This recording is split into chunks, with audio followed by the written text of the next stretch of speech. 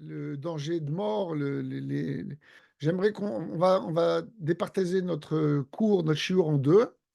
On va d'abord parler du pikuach nefesh, de, comme j'ai, comme on le traduit en français, le risque vital engagé, ok, parce que on utilise ce mot de nos jours, l'espérance vitale ou le risque vital. Et d'une manière, voilà. Et après, dans le deuxième temps du shiur, on va parler, est-ce qu'il y a une différence entre s'occuper des juifs et des non-juifs par rapport à cette question-là? C'est le point le plus épineux, je dirais, et compliqué, où on pourrait nous traiter de racistes et de, voilà, par rapport à cette question-là. Donc, il va falloir qu'on essaye de comprendre la profondeur de la halakha, parce que je ne pense pas qu'on soit euh, des- dans l'esprit raciste sur ce point de vue-là. Donc, il va falloir qu'on essaie de comprendre la profondeur des choses. Donc, on va parler en un premier temps du pikuach nefesh d'une manière générale, et après, on va essayer de faire la distinction entre, est-ce qu'il y a une distinction dans la halakha entre sauver la vie d'un juif et la vie d'un non-juif? C'est entre autres une question épineuse dans le sens où voilà, une grande partie de nos auditeurs là sont entrants en France. Donc, est-ce qu'il y a une approche différente quand on est en France et on est en Israël? Euh, J'espère qu'on va pouvoir passer sur tout, sinon on fera on fixera un autre chiot pour compléter. Donc, on va commencer par. Est-ce que vous voyez est-ce que vous voyez Oui, très bien. vous voyez la Oui, présentation? oui, Ok, c'est très bien. Ok, très bien. Super. Normalement, quand je peux me mettre. Attendez, j'ai quelque chose qui ne va pas. Parce que là, je ne vous vois plus. En général, quand il y a une présentation, je vous vois quand même. Voilà, là, je vous vois. C'est bon? très C'est bien. bon? Ok, Oui. super. Ok.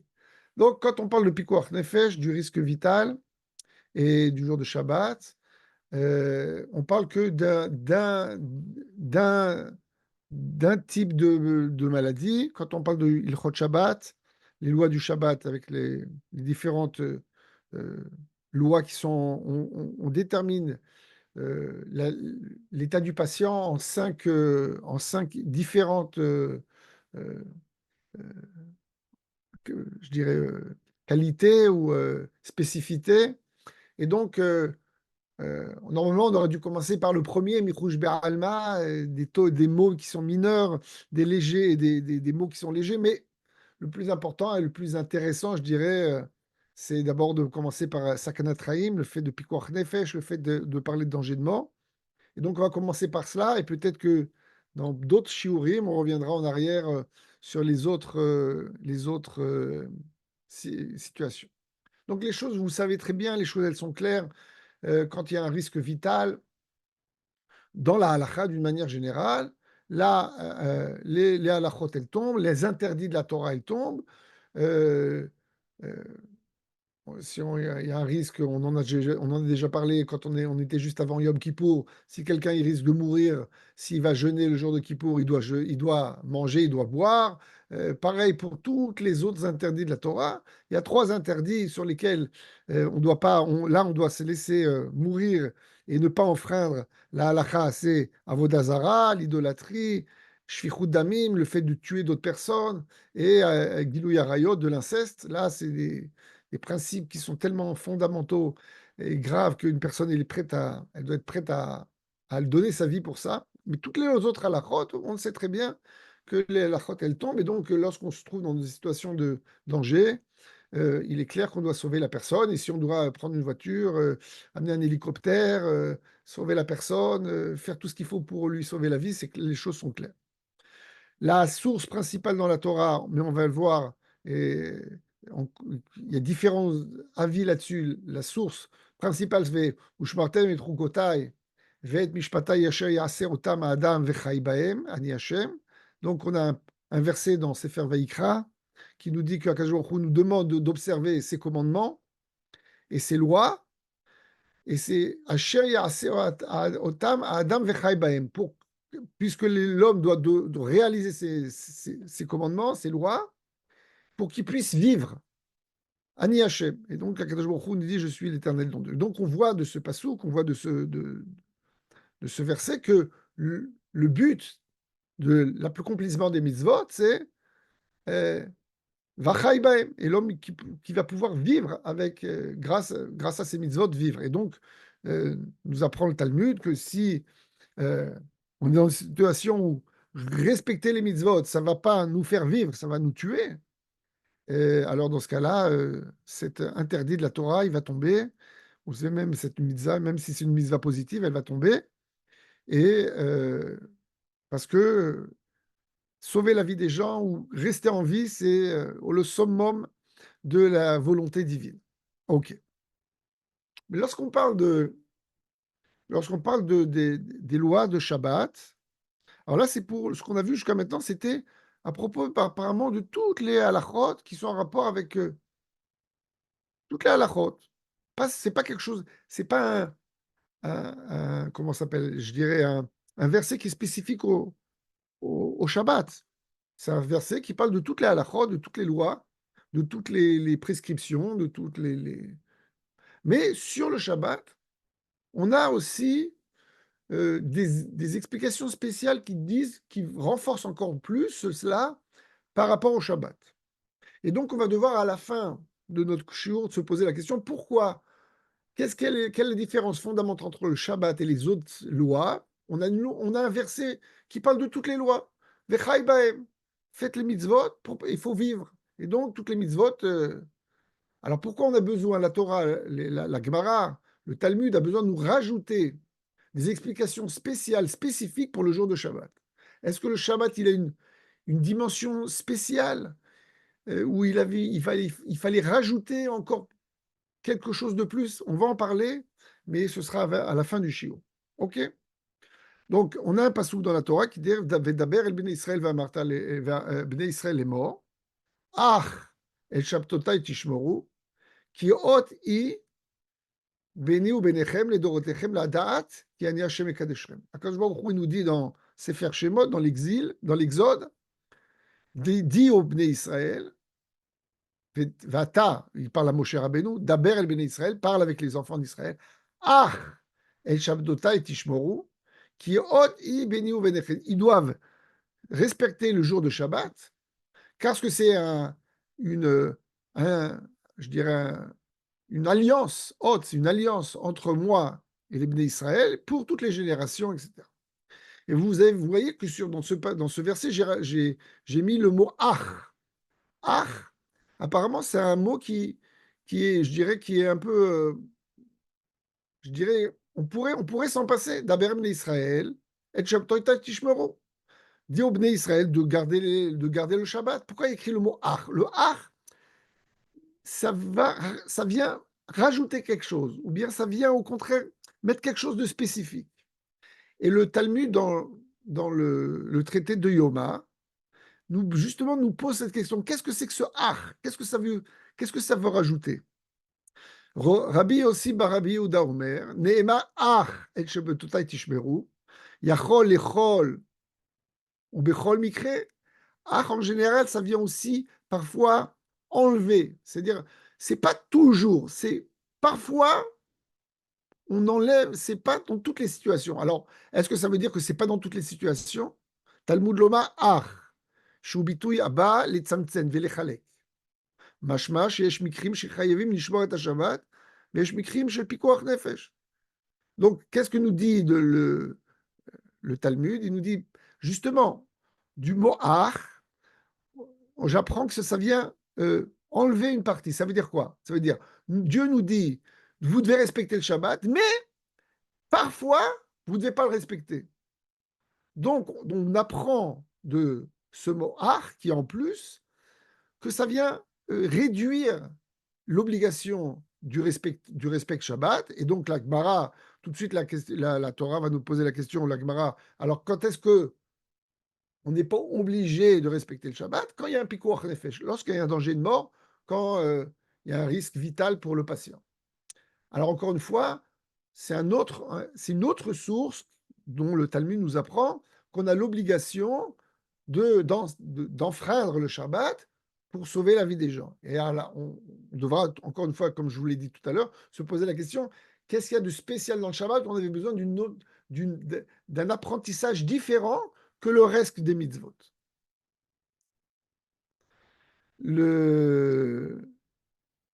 La Gemara continue, il nous dit Rabbi Yonatan ben Yosef Omer, Neymar ki kadosh ou lachem, mashma i ashabat mesura beyadechem, velo atem mesurim beyada. Le passou qui nous dit ki kadosh ou lachem. Le Shabbat, il est saint pour vous. Ok, ou lachem. Et nous dit Rabbi Yonatan ben Yosef, alors sache que c'est le Shabbat qui est saint pour vous, mais c'est pas vous qui êtes saint pour le Shabbat. C'est-à-dire que vous êtes au supérieur au Shabbat. Et donc, si le Shabbat, le fait de respecter le Shabbat va vous mettre en danger, alors dans ce cas-là, on enfreint le Shabbat. Ok. Et on a la suite de ce passage de la Gemara. On a un rabbin qui s'appelle Rabbi Shimon ben Menassia. Il nous rapporte, encore une fois, un verset de la Torah, ça vous le connaissez tous parce qu'on le dit dans le Kiddush. Vesharu meru bnei Israël et Shabbat, la sot et Shabbat et dorotam beritolam. Donc, les bnei Israël doivent garder le Shabbat et faire le Shabbat pour toutes les générations. Alors déjà, c'est intéressant d'essayer de comprendre ce passouk, ce verset. Vesharu bnei Israël et Shabbat, la sot et Shabbat. Qu'est-ce que ça veut dire? On doit garder le Shabbat pour faire le Shabbat. Bah, s'il y avait uniquement écrit le début du passouk, Veshamru bnei Israël et Shabbat, les Dorotam Beritolam, gardez le Shabbat. Qu'est-ce que ça veut dire? Vous devez garder le Shabbat pour faire le Shabbat. C'est un verset qu'il va falloir qu'on explique.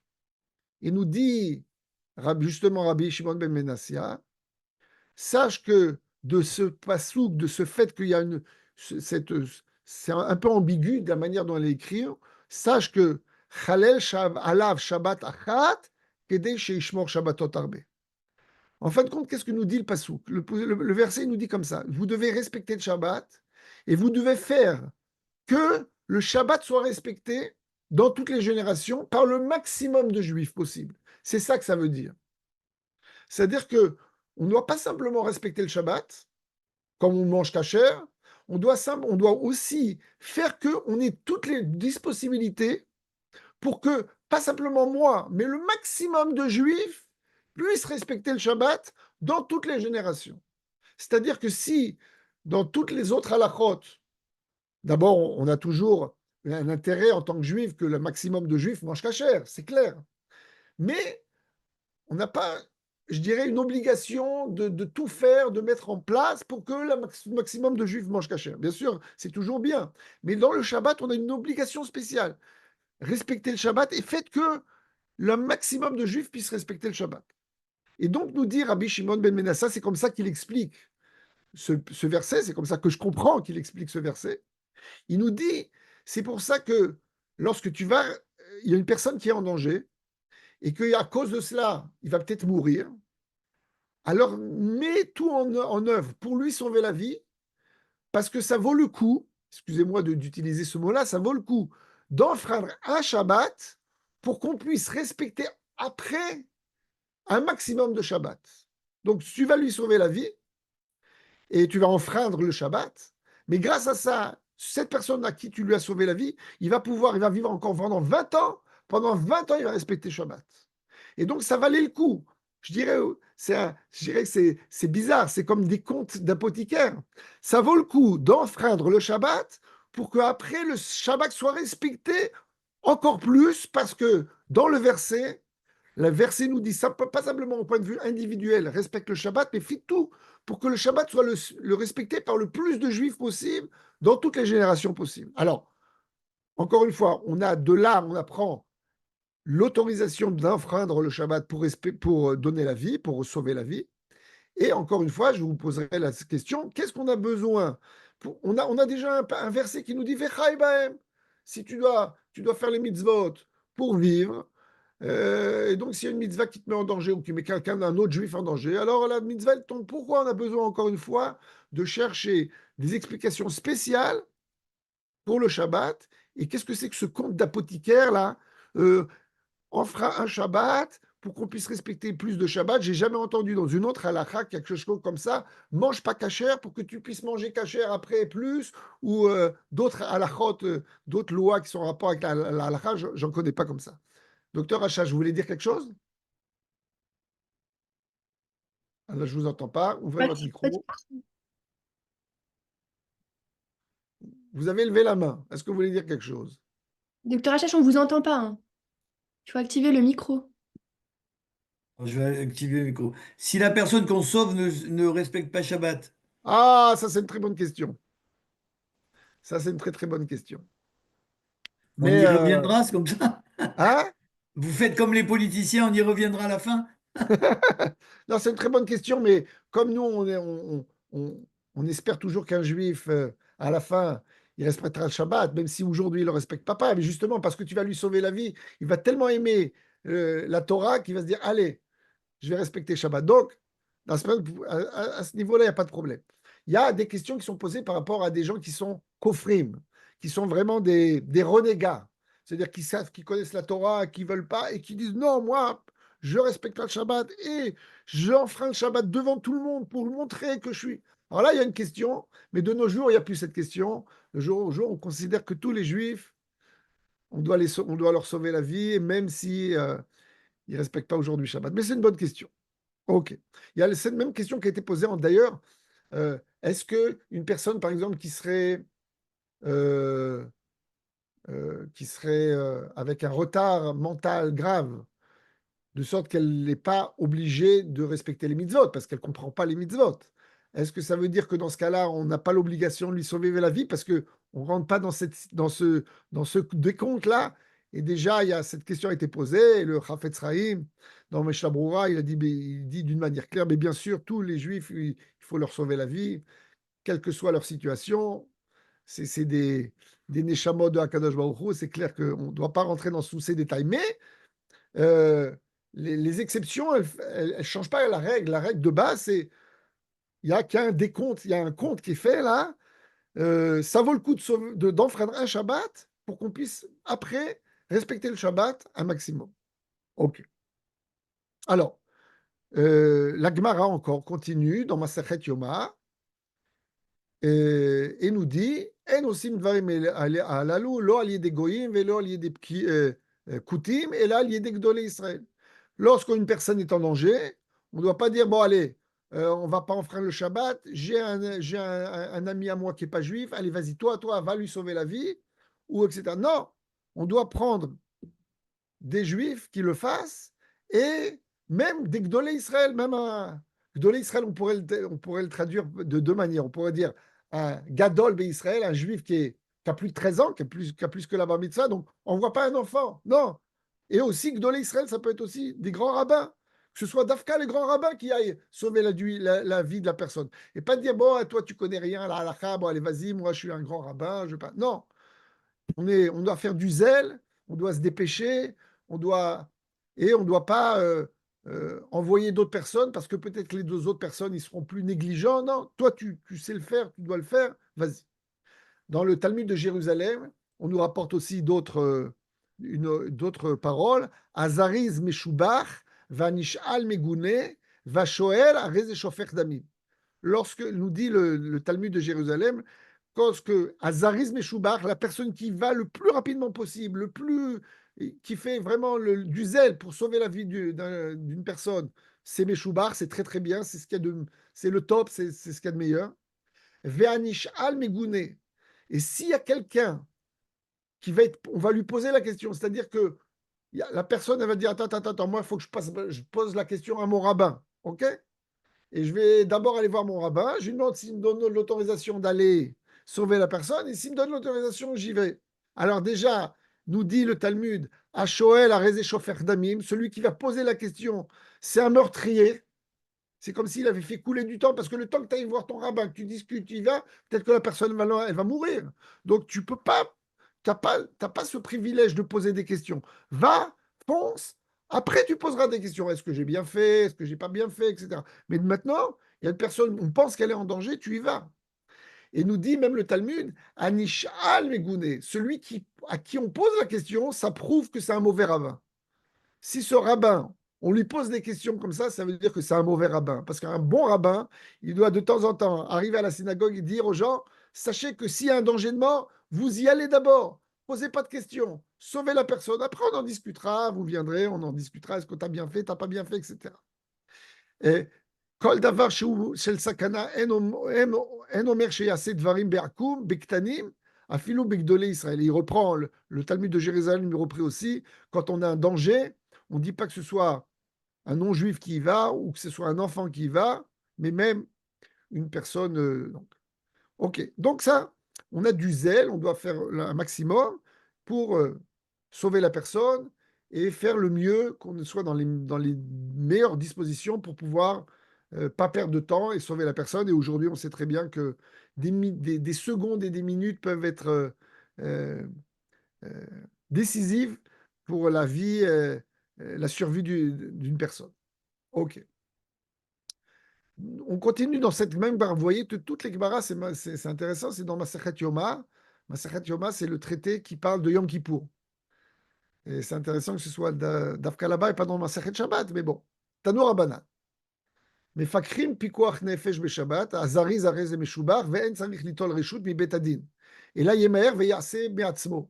C'est exactement la même idée qu'on a vue tout à l'heure. Tout à l'heure, c'était le Talmud de Jérusalem. Là, c'est le Talmud de Bavel. Il nous dit pareil. Celui qui fait les choses rapidement, c'est Meshoubar.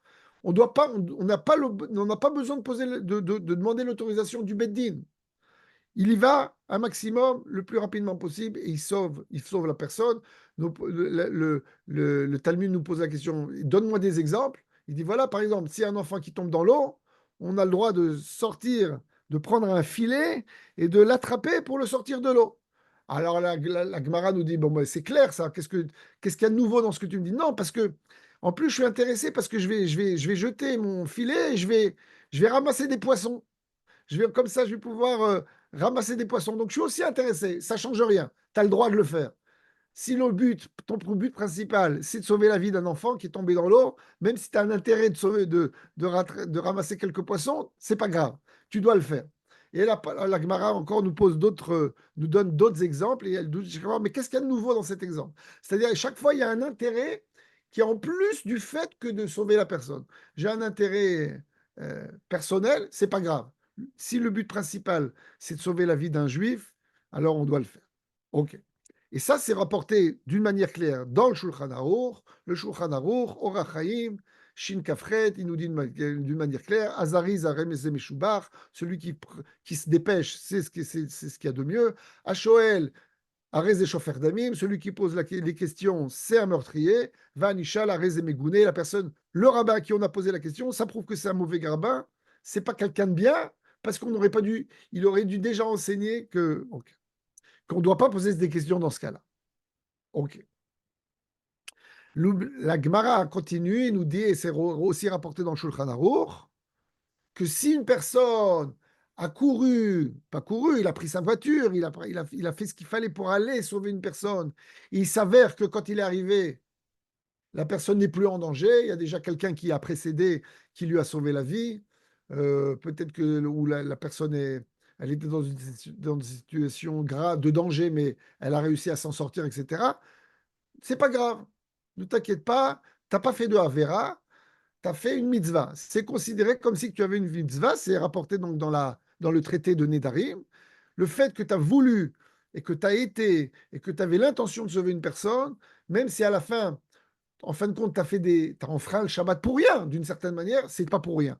C'est considéré comme une mitzvah. Et si ça se revient dans quelques jours, dans le Shabbat prochain ou dans 2 Shabbats, tu continues, tu iras, tu ne dis pas, bon, allez, la dernière fois j'ai fait ça pour rien, j'y vais plus. Non, tu y vas, parce que justement, d'abord, on ne sait pas si la prochaine fois tu n'auras pas besoin. Tu vas peut-être, oui, réussir. En plus, tu n'as pas fait de Havera.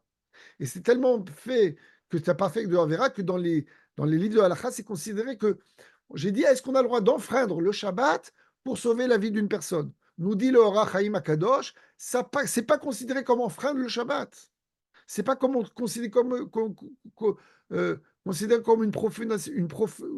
une profanation. Au contraire, c'est l'observance du Shabbat. L'observance du Shabbat, c'est de sauver la personne. Pourquoi? Parce qu'après, il va faire plein de Shabbat. Il va respecter plein de Shabbat. Donc, encore une fois, c'est pas considéré comme une profanation, comme une transgression. Et donc, il n'y a pas non plus besoin après de faire tchouva, de demander pardon à Kadosh Baruch Hu, d'apporter un korban, un sacrifice au cas où. Non, tu as fait ta mitzvah, c'est considéré comme une mitzvah, c'est quelque chose de bien. Ok. Qu'est-ce que c'est qu'un risque vital? Le risque vital, une situation de danger de mort. Bon, alors un risque imminent, c'est clair, quelqu'un est tombé dans un enfant est tombé dans une piscine, il y a un accident de voiture, ça c'est clair.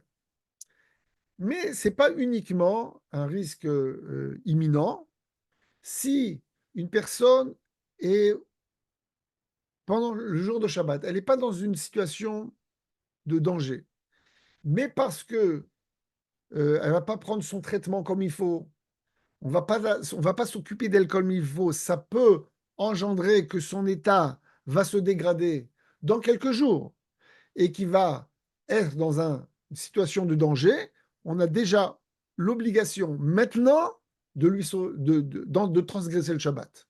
C'est-à-dire que normalement, on transgresse le Shabbat lorsqu'on a le danger qui est devant nous. Mais on nous apprend la halakha que ce n'est pas uniquement lorsque le danger est devant nous. Si c'est un danger qui risque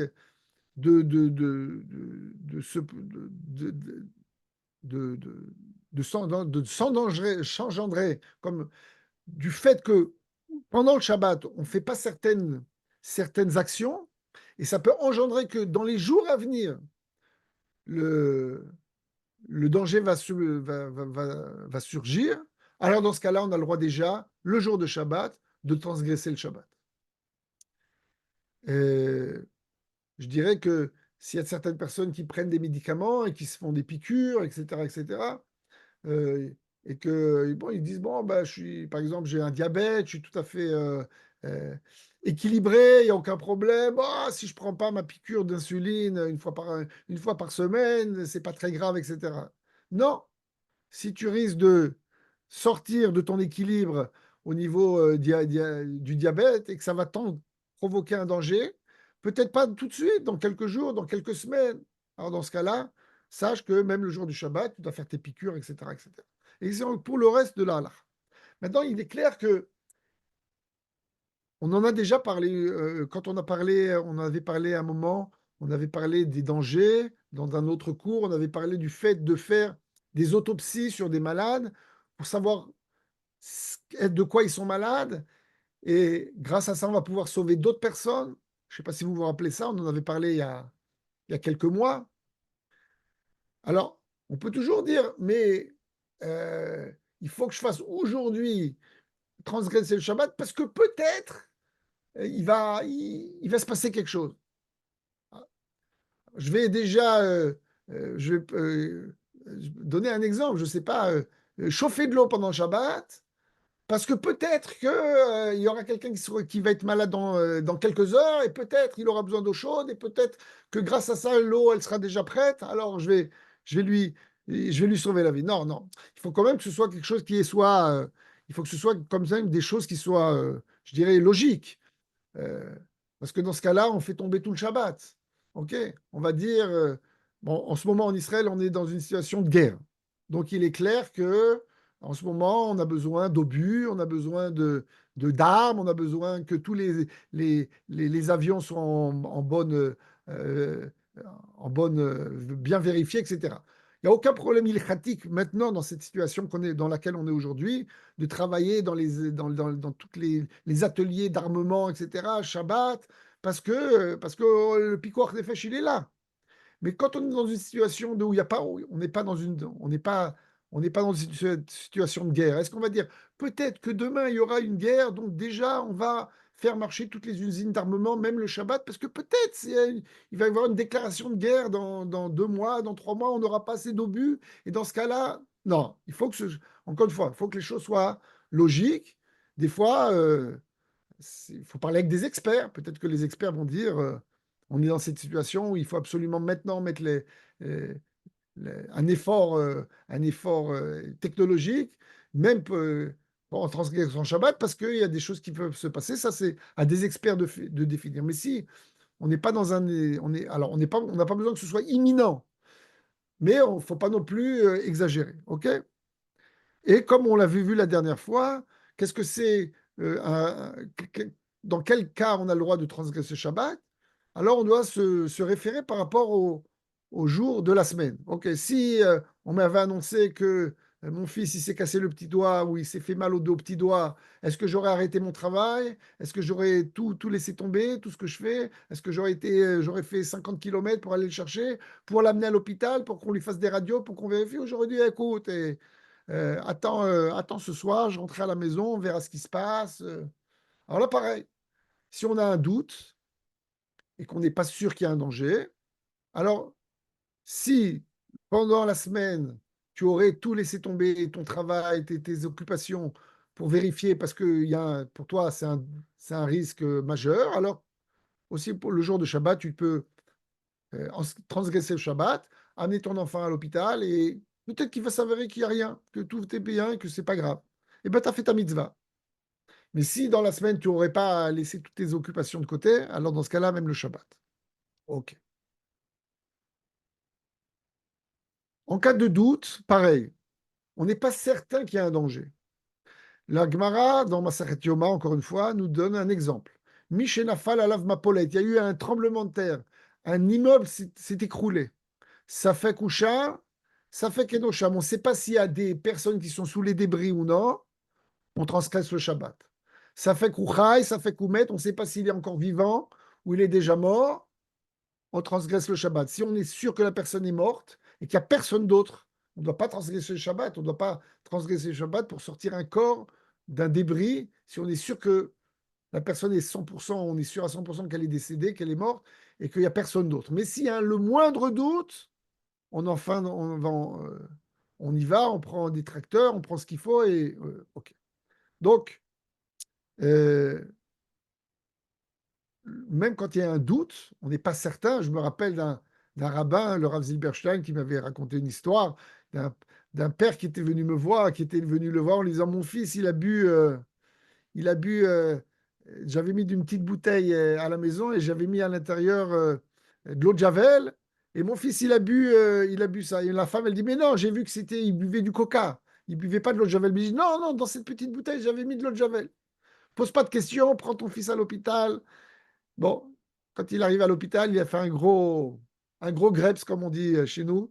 Il avait bu du Coca-Cola, c'est pas grave. T'as pas fait la. Si t'as, encore une fois, un doute, et que c'est un doute de danger de mort, on va transgresser le Shabbat. Ok. Des, les, les- vous savez que on en a parlé déjà. Des fois, les rabbins, ils sont plus, je dirais, plus angoissés que les médecins. Il y a dans des situations où on considère, nous les rabbins, que c'est un danger de mort, alors que les médecins vont dire, mais non, non, c'est pas un danger. Par exemple, le Talmud nous donne un exemple d'un enfant, un petit enfant, ok, qui serait enfermé dans une pièce, il a fermé la porte à clé, et il se trouve à l'intérieur, et il est tout seul, il commence à pleurer, nous dit le Talmud, casse la porte pour pouvoir sortir l'enfant, parce qu'un enfant apeuré dans une pièce tout seul, ça le met en danger. Ok? Ça le met en danger de mort. Vazari, zarem, c'est meshubach. Et celui qui fait ça d'une manière rapide, le plus rapide possible, c'est ce qu'il faut faire. Il ne faut pas poser la question. Ah, alors nous dit, encore une fois, nous dit le Talmud, mais bon, c'est clair ça, si l'enfant il est en danger. Non, non, mais même si je suis intéressé, justement, je voulais casser cette porte. J'étais intéressé, je lui avais dit, cette porte elle est pourrie, je vais m'en servir, je vais en faire des planches. Non, eh ben même dans ce cas-là, tu as le droit même si tu as un intérêt en plus du fait de sauver l'enfant. Mais un enfant seul dans une pièce, un petit, encore une fois, un petit enfant seul dans une pièce sans sa maman, on considère ça comme un danger. Vous voyez, donc la notion de danger aussi, elle est un peu différente que peut-être d'une manière générale. Maintenant, il y a une grande discussion qui fait partie de la halakha et qui est posée par, par les rabbinim, par les poskim, par les décisionnaires rabbiniques. Lorsqu'on nous a dit qu'on peut transgresser le Shabbat ou repousser le Shabbat parce qu'on est dans une situation de danger, est-ce que c'est l'annulation totale du Shabbat ou est-ce que c'est simplement repousser le Shabbat? Je vais vous donner un exemple pour que les choses soient claires. Je vous ai apporté un exemple qui est rapporté dans le livre de Halakha. Imaginons qu'on a devant nous une personne qui est en danger. Et le médecin nous dit il faut absolument que cette personne mange de la viande. Sinon, elle est en danger de mort. Mais je n'ai pas de viande cachère devant moi. J'ai deux possibilités. Ou lui donner à manger de la viande qui n'est pas cachère, ou bien d'amener un shochet et de faire la shrita et de prendre un poulet et de lui faire une bonne soupe de poulet. On sait très bien que c'est très bon pour la santé, surtout chez les Ashkénazes. OK?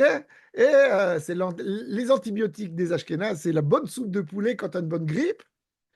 Et, et dans ce cas-là, on va enfreindre le Shabbat parce qu'on va, on va abattre un animal le jour de Shabbat, c'est interdit. Alors qu'est-ce qui est préférable? Il est préférable d'enfreindre le Shabbat pour que la personne mange cachère, ou est-ce qu'il est préférable de lui dire, bon, écoute, j'ai pas de viande cachère, on a un bon cochonou, c'est pas grave, tu vas en manger quelque part, quelques morceaux, et puis et l'important c'est que tu restes en vie. Donc on a deux interdits, l'interdit de manger une viande qui n'est pas cachère, face à l'interdit d'enfreindre le Shabbat. Si je considère que le Shabbat, il est annulé totalement quand on est devant une situation de danger de mort, dans ce cas-là, il sera préférable de faire la shrita. Parce que je dis, de toute manière, il n'y a plus de Shabbat.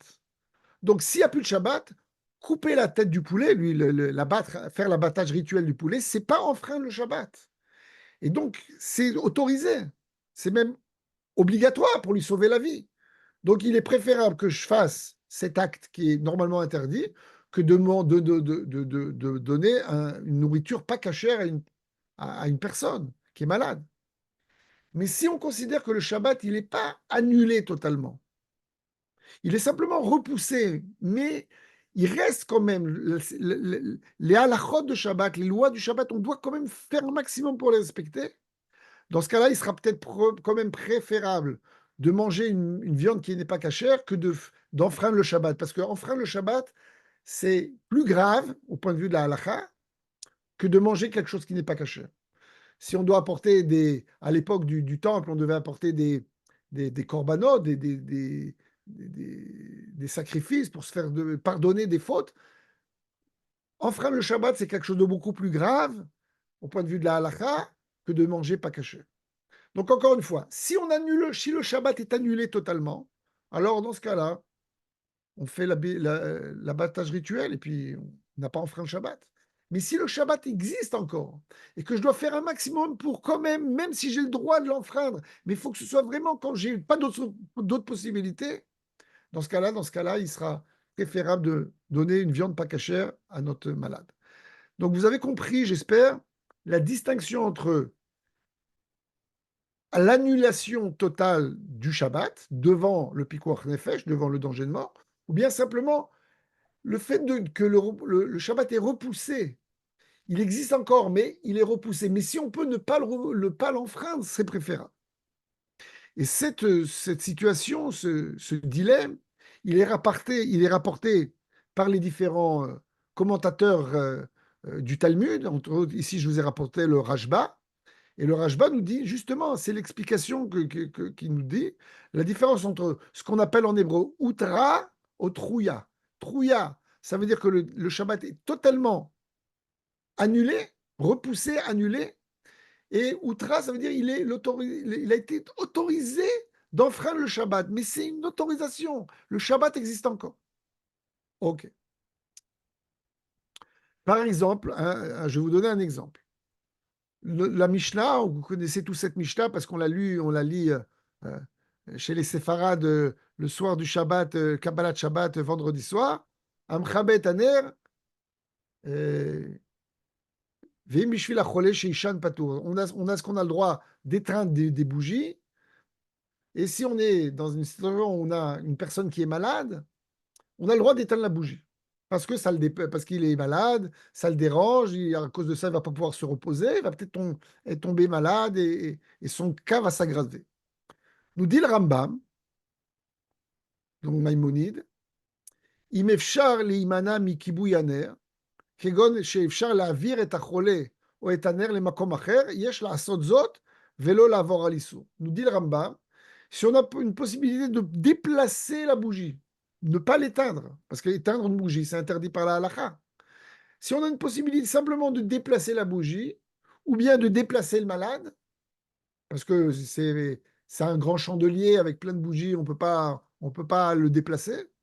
Alors dans ce cas-là, il sera préférable de déplacer la bougie ou de déplacer le malade et de ne pas l'éteindre. Et quand est-ce que la Mishnah nous donne une possibilité d'éteindre? C'est quand on a une impossibilité. On ne peut pas déplacer le malade parce que ça va aggraver sa situation. Et on n'a pas d'autre possibilité que d'éteindre parce que les bougies, elles sont dans un grand chandelier sur le plafond. Et dans ce cas-là, on a le droit de l'éteindre. Alors qu'on a un autre rabbin, qu'on appelle le Ra'a, il nous dit non, il n'y a aucun problème. On peut éteindre les bougies. Parce qu'à partir du moment où on a une situation de pikuach nefesh, de danger, de mort devant nous, on peut totalement. Le Shabbat n'existe plus. Alors dans ce cas-là, tu n'as pas besoin de faire d'efforts spéciaux, de déplacer la personne, de déplacer la bougie. Non, on peut tout à fait éteindre la bougie. Et c'est justement, c'est ça la grande leçon de cette Mishnah. La leçon de cette Mishnah, c'est nous dire, t'as pas besoin de faire des efforts spéciaux pour, si tu as une personne qui est malade, éteins la bougie. Donc encore une fois, on a une marloquette ici, une différence d'interprétation de cette Mishnah entre Maïmonide et le Ra'a.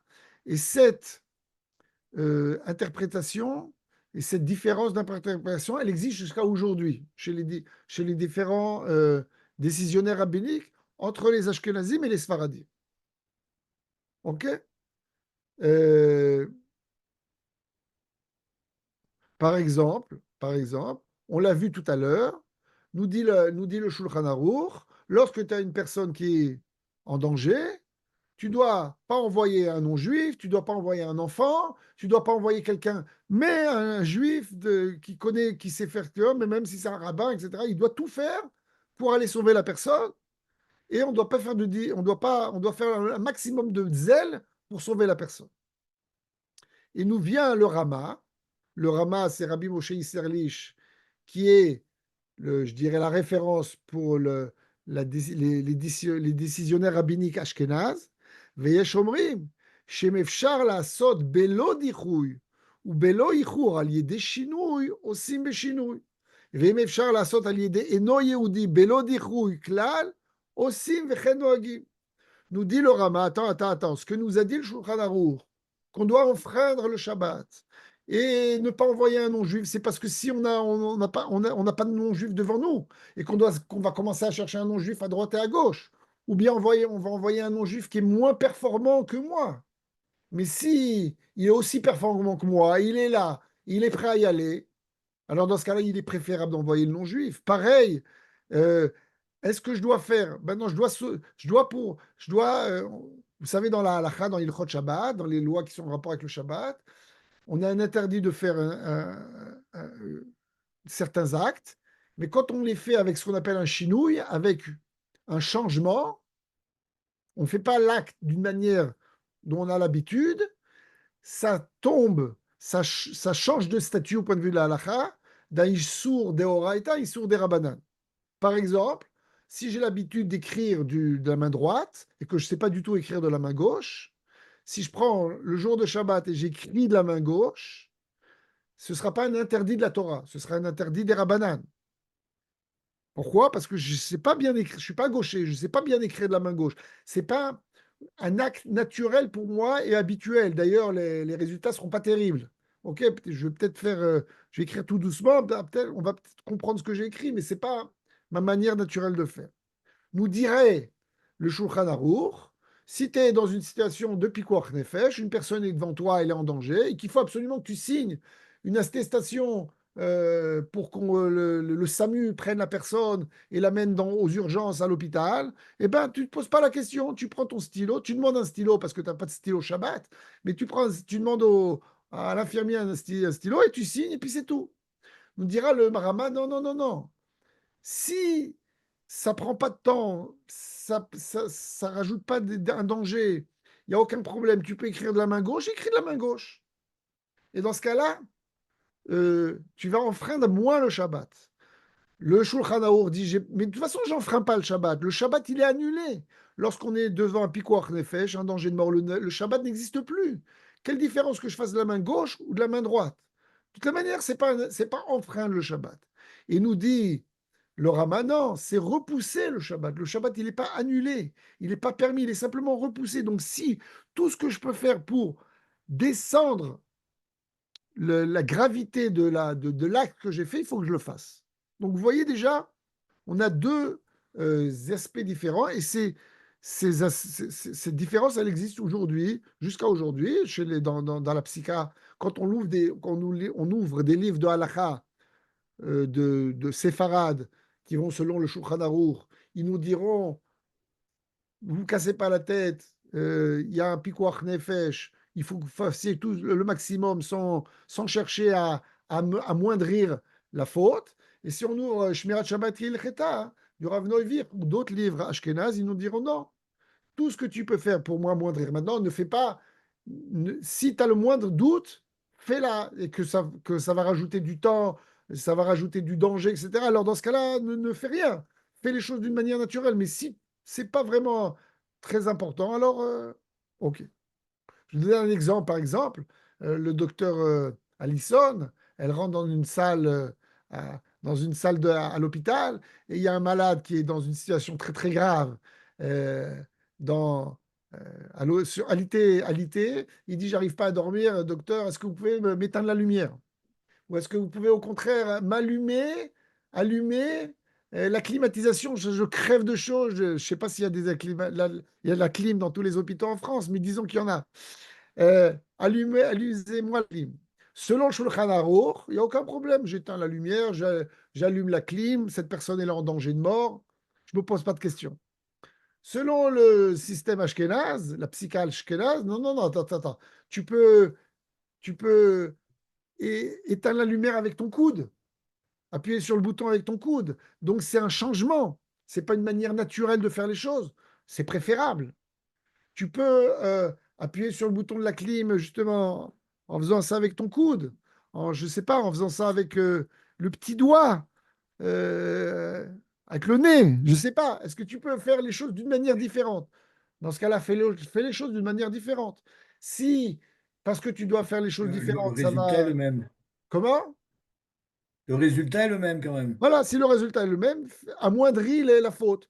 Et pour les séfarades, il n'y a pas besoin, puisque le Shabbat n'existe pas. À partir du moment où il y a une personne qui est Ouais, en bien sûr. danger, le Shabbat n'existe pas. Donc, vous voyez, il y a une différence de psycha ilchatit, de l'approche halakha. Ok. Par Après, exemple, est-ce qu'on a le droit? juste une question, mais le fait d'éteindre la lumière ou pas, ça change pas le danger du patient? Enfin, si on laisse la lumière allumée, il va pas être plus en danger que si on Je ne l'éteint. sais pas, peut-être qu'il n'arrive pas à dormir, à cause de ça, il n'arrive pas à se C'est une reposer, et ça va interprétation de peut-être. Pico Nefesh, hein, ça. Ouais, ouais, mais c'est exactement ce que nous dit la Mishnah. La Mishnah nous dit la personne n'arrive pas à dormir, elle a besoin de se Mais, reposer et mais, ça lui, ça mais lui. c'est pas Pico Nefesh, ça. Si, pour nous, c'est pikuach nefesh. La personne, elle est en danger, ok? Elle sort Mais en d'une salle danger. d'opération, on lui a fait un double pontage dans le cœur, elle a, il Non faut mais absolument. Rav, excusez-moi, Rav, on n'a pas la même notion de Pico Nefesh entre médecin et entre rabbin. Oui, d'accord, je suis d'accord avec vous, je vous l'ai dit tout Voilà. à l'heure. Je vous C'est l'ai pas dit tout à l'heure. pareil. La Un vraie enfant, Pico Nefesh sur le plan médical, c'est rarissime. d'accord. Mais pour nous, c'est toute situation médicale, toute situation où une personne est dans un danger. OK? Non, Voilà, vous avez dit danger de mort. C'est un pas danger de pareil. mort. On doit maintenant le rentrer dans une opération. Il sort d'une salle d'opération, il a été opéré. Alors, ok, une femme, elle a été opérée, elle a une césarienne, elle a été opérée. Alors, pour nous, les 3 premiers jours après l'accouchement, on la considère qu'elle est dans une situation de pikuach nefesh. Bien sûr Ce qu'on qui est, n'est pas le cas médicalement. bien sûr quoi, docteur Achash, il y a quelques jours en Israël, il y a une femme, elle est sortie de la salle d'opération, elle a fait une embolie, je sais pas quoi, euh, Oui, d'accord, mais et c'est pas. malheureusement, elle y est passée. Ok, D'accord, mais malheureusement, c'est elle en pas est toutes morte. les césariennes, Rav. Non, non, non, non, Vous non. assimilez ça. Encore une fois, une personne qui est une personne qui a une maladie grave, ok, elle a un cancer, elle a une maladie grave, elle est maintenant sur son lit d'hôpital, euh, elle est en phase terminale, etc. Elle est dans une situation de danger. Mais on n'a pas besoin d'aller, d'après la on n'a pas besoin d'aller jusque-là. Une personne qui a une très très forte fièvre. Ok, je peux vous ouvrir après les livres, je vais vous donner la liste.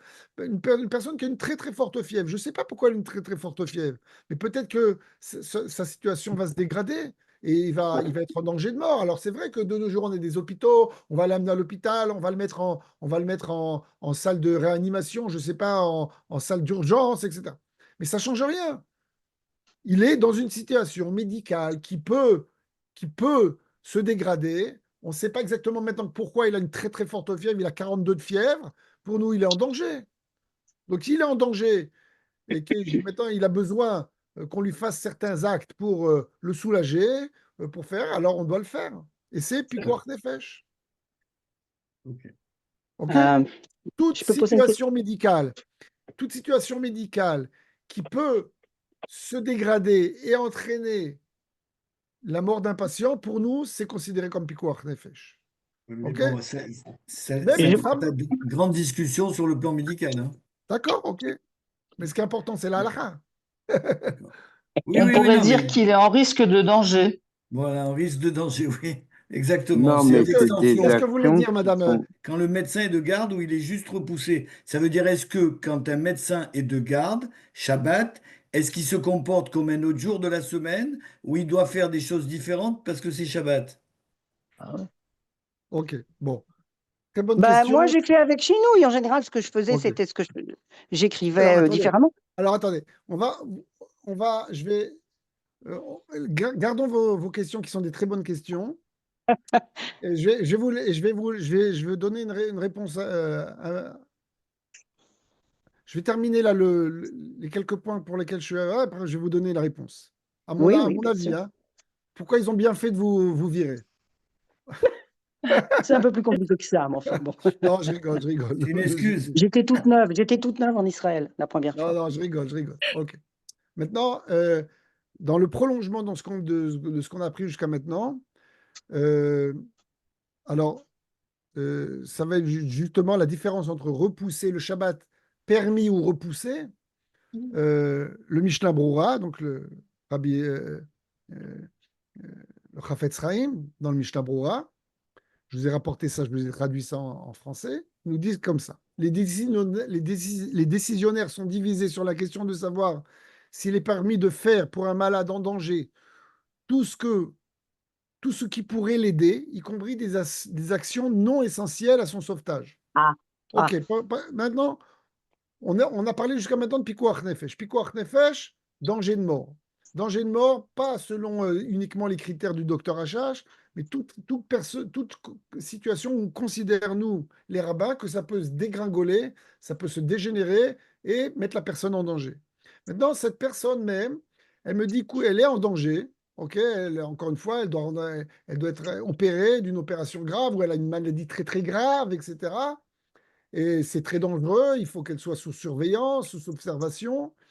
Et cette personne, elle veut maintenant qu'on lui fasse un café ou un thé. C'est pour ça que je vous ai mis là du café. OK? Parce que ça va lui faire du bien. Ça va lui faire du bien. Elle a froid. Elle veut un bon chocolat chaud. Ça va lui faire du bien. Mais ce n'est pas un acte médical. Ce n'est pas un besoin médical. C'est pour la réconforter. OK? Alors, nous dirons les Ashkenazim. C'est ce que nous diront les Ashkenazim. Non, dans ce cas-là, tu ne peux pas faire ça.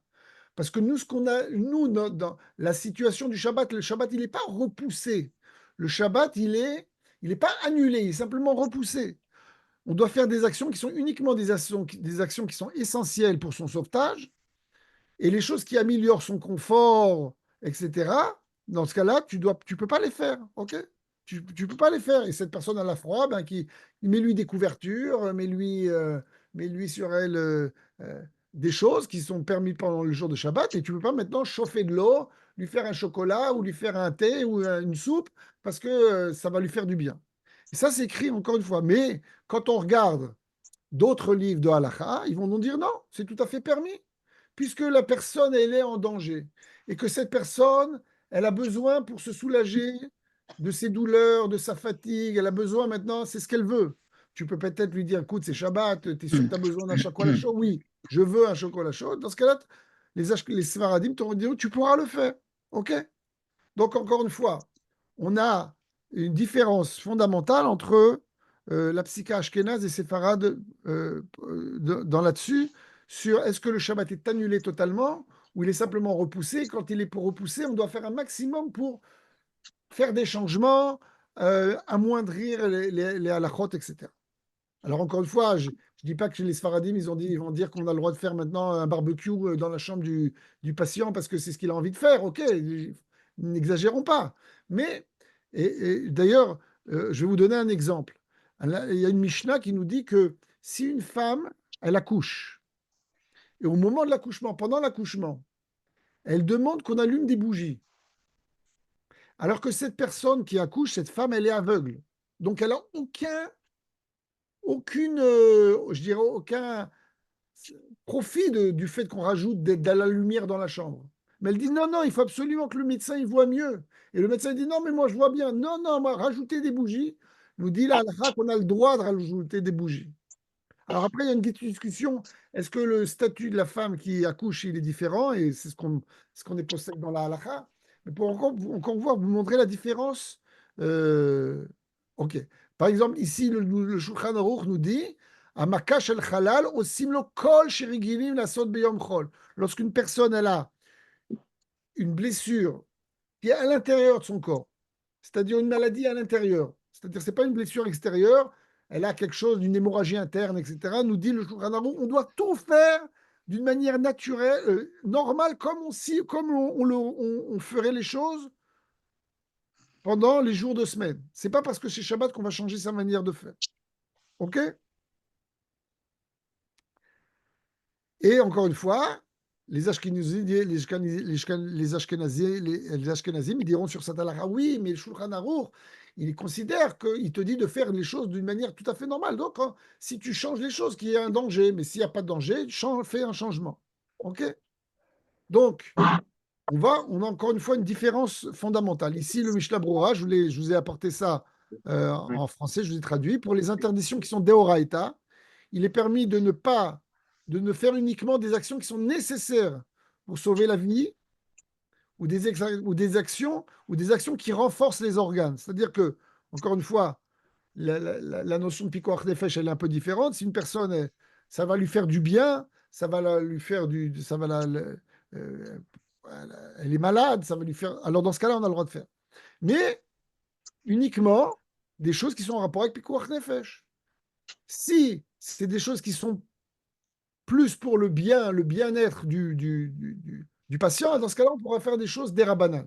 Donc on pourra aller faire des choses en faisant un changement, comme on a dit, avec le coude, écrire de la main gauche, etc., etc. Mais sinon, on n'a pas le droit de le faire. Et nous dit le Rav Ovadia Yosef, non, le Rav Ovadia Yosef qui vont, donc selon les décisions séfarades, comme le Shulchan Aruch, le Shabbat, il est annulé totalement. Il nous dit son fils dans Yalkut Yosef, יש אומרים שכאשר מחללים שבת על החולה שיש בו סכנה צריך לעשות מלאכות בשינוי, ולא כדרכן, nous dit le fils du Rabbi Yosef. Il y a certaines personnes qui disent, certains rabbins qui disent, que lorsqu'on on prend en charge un patient qui est en danger, on doit faire les choses avec des changements, des actes avec des changements et pas d'une manière naturelle. Veimen adavar gorem shum chashash, si bien sûr les choses ne vont pas entraîner de danger plus grand. Et à la fin, il dit, Veladina en sarich la sot melacha bishunu. Il dit, nous, selon la halakha, on ne doit pas faire de changement. Il n'y a pas besoin de faire de changement. La personne est en danger, on fait les choses comme il faut, puis c'est tout. Il n'y a pas besoin parce que la Torah, le Shabbat, il n'est pas simplement repoussé, il est tout à fait, je dirais, annulé ou permis. OK? Et de la même manière, donc le fils du Rav Ovadia Yosef, l'ancien grand rabbin d'Israël, il nous dit Choleh sheyesh bo sakana shemechalim alav et Shabbat, mutar lasot avuro kol melacha shayu regim lasot beoto yom, beyom chol. Personne qui est en danger et qu'on s'occupe de lui le jour de Shabbat, on a le droit de faire toutes les actions qu'on aurait fait si c'était un jour de la semaine. Af melachot shehem beminiatam shum chashash sakana. Même des actions, même si on ne les fait pas, ça ne va pas rajouter du danger, ça ne va pas le mettre en danger, mais ça ne change rien. Maintenant, tu t'occupes de la personne, tu t'occupes de lui d'une manière tout à fait, tu n'as pas besoin de faire de changement, de rien du tout, tu t'occupes de lui comme il faut faire. Et là, Kedé, laquelle Allah mimachova. Bien sûr, pour des choses qui peuvent soulager sa souffrance, soulager le danger, tu fais aucun changement. Ven sorech leachmir beze. Il n'y a pas besoin d'être machmir, d'être rigoureux, d'être, je dirais, plus rigoureux là-dessus. Tout ce que le patient a besoin, tu le fais d'une manière normale. OK? Donc, ça, c'est le premier jour. Donc, j'espère que les choses sont claires. Alors, je vais vous dire ce que je pense de docteur Schreiber. Pourquoi vous avez fait une erreur, à mon avis. OK? Et je vais vous expliquer pourquoi. À mon avis, on doit faire une distinction. On doit faire une différence fondamentale entre le milieu hospitalier et la personne qui est à la maison toute seule. Je vais vous donner un exemple. Si on est dans un milieu hospitalier, on donne des médicaments aux personnes, on doit écrire sur, je sais pas, un guilayot, je ne sais pas comment ça se dit en français. Dossier. On doit écrire que Sur le telle dossier. personne, elle a reçu tel médicament à telle heure, telle dose, etc. etc. Et tu vas dire, qu'est-ce que ça peut faire? Je vais donner son médicament, je vais venir Motzei Oui, c'est vrai. Shabbat, je vais écrire que j'ai donné son médicament. Qu'est-ce que ça peut faire s'il y a quelques heures où c'est pas inscrit qu'elle Ouais, a eu son médicament? je comprends. Si entre-temps elle fait une allergie, c'est trop Bon, tard. OK. C'est Oui, je comprends. ce qu'on appelle en hébreu Niul Sikunim. OK? Ouais. Alors, comment on appelle ça en français? C'est gérer les dangers. Les dangers. OK? C'est-à-dire que dans un hôpital où il y a 50, vous avez 50 patients, vous n'allez pas vous Ouais. rappeler après à qui j'ai donné, à qui j'ai pas donné, qui était endormi, qui l'a pas pris ou qui n'était pas endormi, l'a pris. Maintenant, comme dit le docteur Achache, tout d'un coup, vous rentrez vous en salle d'opération parce que il y a une femme qui va accoucher voilà, on vous appelle, et tout d'un coup, l'infirmière, elle vient dire, ah, ben, c'est pas inscrit qu'il a pris son calmant, là, je vais lui donner son calmant, alors qu'il en a déjà pris un avant, va savoir qu'est-ce que ça va lui faire comme danger. Donc, il y a ce qu'on appelle, Ouais. il y a ce qu'on appelle Niul Sikunim. Niul Sikunim, Ouais. c'est-à-dire, on est obligé, quand on est dans un milieu hospitalier, où il y a Mhm. des règles qui ont été fixées par les médecins pour Mhm. amoindrir les possibilités qu'il y ait des Les dérapages, risques. des De erreurs, sécurité. etc. Mhm. Il faut absolument garder ces instructions au pied à la lettre, même si tu dis non, Mhm. mais c'est pas grave, on va faire ça. Non, parce qu'il suffit d'une fois que tu Mhm. fasses un écart, et une fois, ça Ouais. va faire 10 fois après, 10 fois, ça va faire un, ça va faire. OK. Maintenant, l'hôpital Shaare Zedek, où vous avez travaillé, ou je ne sais pas si vous travaillez encore là-bas, vous avez travaillé aussi à Non. Bikurim, eux, ils vont selon la psycha séphara, ashkénaze, OK? Et donc, qu'est-ce qu'ils disent? Ils disent, si on peut faire écrire sur le dossier par une femme non juive, c'est préférable que ce soit le médecin juif qui inscrit. Et donc, dans cet hôpital, à Shaare Zedek, et pareil à Bikur Cholim, à l'époque où ça existait, il y avait des femmes, c'était leur métier, elles étaient assistantes du médecin. Ouais, c'est le goy du Shabbat, quoi. Dis-moi que je suis. Kadvanit Shabbat. Kadvanit Voilà. Shabbat. C'était Ok. quelqu'un qui était donc en Au général Maroc, ils appelaient des ça le Arabes goy du chrétiennes. Shabbat pour allumer la lumière. Et Ah, elles écrivaient aussi pour vous. Et elles en fait, c'est écrivaient ce qui pour s'est vous. passé d'ailleurs dans mon cas. Il n'y en avait pas ce jour-là.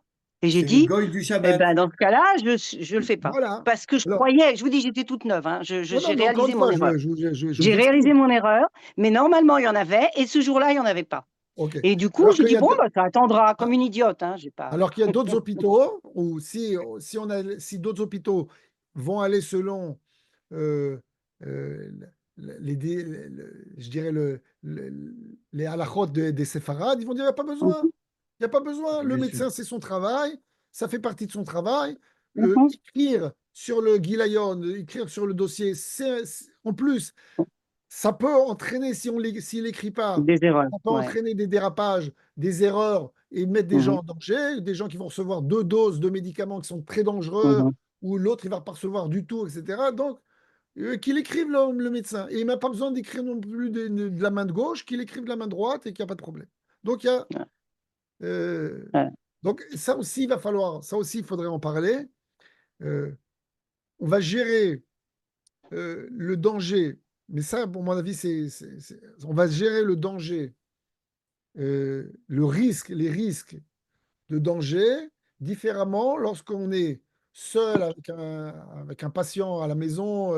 Vous avez été le voir Shabbat et vous lui avez donné un médicament. Bon, vous allez revenir monter Shabbat, vous allez écrire, il ne va rien se passer. Et dans un hôpital, il y a des normes, il y a des Ouais. règles pour éviter justement que après il y ait des dangers qui se. Bon. Maintenant, on va passer maintenant du temps qui nous reste. Alors, encore une fois, je répète bien ce que j'ai dit, ce que l'a dit le docteur Achat. J'aimerais bien que vous m'expliquiez comment vous voyez les choses. Pour nous, les rabbins, je répète ce qu'on dit, toute situation qui peut entraîner, qui est d'abord toute situation où il y a un danger de mort imminent, là c'est clair. Mais là, dans ce cas-là, à mon avis, on n'a pas de différence entre vous et moi. Mais toute situation qui peut entraîner un danger parce qu'on ne sait pas qu'est-ce qui se passe, parce que c'est une maladie grave, une personne qui a une maladie très très grave, qui peut, oui, entraîner des complications qui peuvent après se terminer par le décès d'un patient. Pour nous, on est dans une situation de pikuach nefesh. Même si on est à l'hôpital, même si la personne est bien encadrée et qu'il y aura toujours, il y a des médecins qui sont là et des infirmières, etc. Ça ne change rien. La situation de la personne, c'est une situation de pikuach nefesh. Il n'y a pas de différence si elle est maintenant à l'hôpital ou si elle est chez elle à la maison. Alors, C'est pas parce... excusez-moi, Rav, je peux répondre? Oui, oui, bien sûr. Je vais vous donner un exemple concret. Moi, je suis gynécologue. On est gynécologue, je suis gynécologue à Marseille, dans une clinique privée, d'accord? Oui, Donc, toute l'année, j'accouche mes patientes de nuit comme de jour, Shabbat, de nuit comme de jour, juive et pas juive, d'accord? Parce que ça aussi, oui. c'est un autre problème. Mais il y a un médecin de garde tout le temps, d'accord?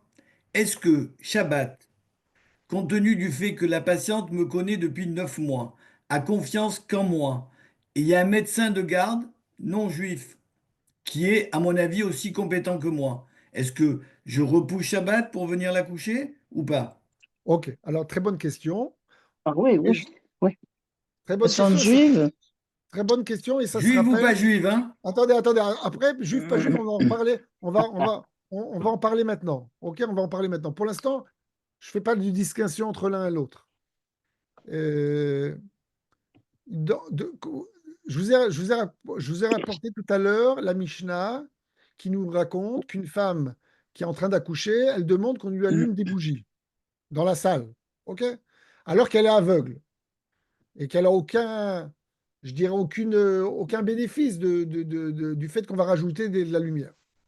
Et nous dit la halakha, on doit, euh, si c'est sur sa demande et on n'a pas réussi à la convaincre autrement, on doit allumer des bougies. Pourquoi? Nous dit la halakha, yituve da'ata. Yituve da'ata, c'est une expression en araméen qui dit on doit apaiser ses craintes. On considère qu'une personne qui est en train d'accoucher, une femme qui est en train d'accoucher, elle est au niveau psychologique, elle est dans une Je crois en crise, effet. Oui, dans une crise, je dirais, psychologique, dans un état psychologique qui peut la mettre en danger. Le fait qu'elle soit angoissée de la situation, ça peut lui provoquer un danger et donc on doit accepter tout ce qu'elle demande. je OK? comprends. On doit accepter tout ce qu'elle demande.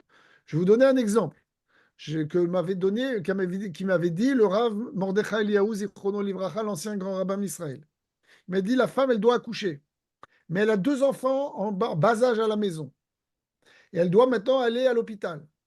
Et elle peut très bien demander à sa voisine viens me garder les enfants. Non, mais elle ne fait pas confiance à sa voisine. Elle veut absolument que ce soit sa mère qui vienne. Et que sa mère, il faut lui téléphoner. Et la mère, elle doit prendre la voiture et arriver jusqu'à la maison pour s'occuper des enfants. Mais la voisine, elle est sympa. La voisine, elle est très gentille. Elle a elle-même des enfants. Elle va s'occuper comme il faut. Non. Si la personne, elle va, à cause de ça, quand elle sera dans la salle d'accouchement, elle sera angoissée. Qu'est-ce qui se passe avec mes enfants? Qui est-ce qui s'occupe d'eux? Etc. Alors non, appelle la belle-mère ou la mère, qu'elle vienne en voiture et qu'elle vienne s'occuper de ses petits-enfants pour que la femme qui accouche, elle soit, au point de vue psychologique, le plus apaisée possible. Je comprends. Je OK? comprends. Donc, la même chose. Si cette femme, elle a été suivie par le docteur Achache, elle lui fait confiance. En plus, elle sait très bien que le docteur Achache, il a beaucoup d'expérience. En plus, il est sympa, etc. Et elle lui fait confiance. Et elle veut que ce soit lui qui vienne. Elle est prête même à payer en privé pour qu'il vienne. Et Elle vous, ne vous peut pas savez que... payer, c'est Shabbat. Non, d'accord. Elle paiera après, ça ne Après, change rien. Mais non, mais je donc, comprends vous avez le maintenant. droit, vous avez tout à fait le droit et le devoir de venir le jour de Shabbat accoucher cette femme. OK? Ben, j'ai compris ce que faisait un confrère à moi depuis 35 ans à Marseille. Kol hakavod, bravo. J'ai D'accord? compris. Parce que, Merci. Mais parce que même si moi, c'est pas une juive, bon, Ah, on va en parler maintenant. On va en parler maintenant. J'ai dit qu'on va en parler, vous inquiétez pas. ça c'est important, oui. Ouais, ouais, non, c'est bien sûr que c'est important. Maintenant, je vais vous donner un exemple qu'on nous pose sous ces dernières années parce que c'est quelque chose de nouveau. Alors, je ne sais pas si ça existe en France, mais en Israël, c'est la nouvelle mode. C'est ce qu'on appelle les doulas. Les doulas, Ah, en France, ça existe, c'est africaine. C'est les sages-femmes africaines. C'est je sais- une femme qui vient aider pour accoucher, voilà, oui. ils appellent ça africaine. Bon, Non, parce que la doula, c'est un terme africain. ah d'accord, ok. Voilà. Alors, la doula en Israël, c'est une femme qui vient assister la Oui, femme qui accouche. Elle n'est pas infirmière, non, elle est elle n'est rien. pas spécialiste, elle n'est pas médecin, mais elle lui fait des massages, elle lui fait des Ouais, machins, ouais. et puis, bon, elle lui C'est fait... bobo. Bon, C'est de nos jours, bobo. c'est une mode en Israël. Il y a des femmes, elles vont pas, elles refusent d'aller accoucher sans doula, ok? C'est D'ailleurs, bobo. il y a des études qui montrent que c'est positif. Il y a moins de, je sais pas si le Ouais. docteur Schreiber elle est d'accord avec moi, mais apparemment, il y aurait quand même il y aurait moins C'est psychologique. Moins de de, péridurale. j'ai pas fait les études moi-même, j'en sais rien, mais il y a des non, femmes chez lesquelles c'est rassurant. J'ai vu pendant des césariennes où elle avait absolument ouais, besoin Oui, qu'elle lui bien tienne sûr. la main, qu'elle soit avec elle, qu'elle la rassure, qu'elle prie avec elle. Bon, il y a un C'est un rapport, il y a effet un non, non, soutien. psychologique. il y a tout un côté Soutien, il y a un psychologique. soutien. Est-ce que la doula a Soutien. le droit, elle a le droit d'aller Shabbat Ouais, à l'hôpital parce que la femme, elle ressent qu'elle a des contractions, elle va aller à l'hôpital. ouais, Au début, les rabbins étaient très, très, je dirais, réticent, réticents en disant, c'est quoi réticent. cette histoire? Parce que bon, déjà, tu ramènes ta mère, tu ramènes ton père, tu ramènes ton cousin, machin. En plus, tu ramènes ta doula. C'est un peu exagéré. Mais de nos jours, vous comprenez? Donc, et aujourd'hui, les rabbinim, ils donnent l'autorisation en disant, si c'est vraiment elle a besoin, c'est ce qu'elle veut. Sans ça, elle sera, sera angoissée. Elle a Ouais, mais déjà- c'est pas un picot en effet sur le plan médical, Non, Rav. Non. c'est un picor nefesh au point de vue psychologique et D'accord.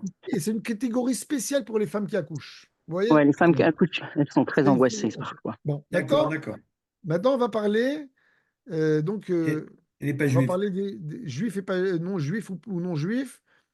On va je vous ai préparé aussi une préparation là-dessus. Ok. Mmh. Ok. Alors, on rentre ici dans un débat qui est pas simple. Entre autres parce que, voilà, nous, on a grandi sur les droits de l'homme, Can turn the big la, light la ré- la- la Révolution or you want française, to. tous les hommes sont égaux, I'll etc., turn it etc. Est-ce qu'on peut penser, imaginer qu'on fasse une distinction entre un juif et un non-juif? Ok. Alors, il va falloir qu'on essaye de comprendre ce que veut la halakha et ce que nous dit la halakha. Alors, comme je vous ai dit tout à l'heure,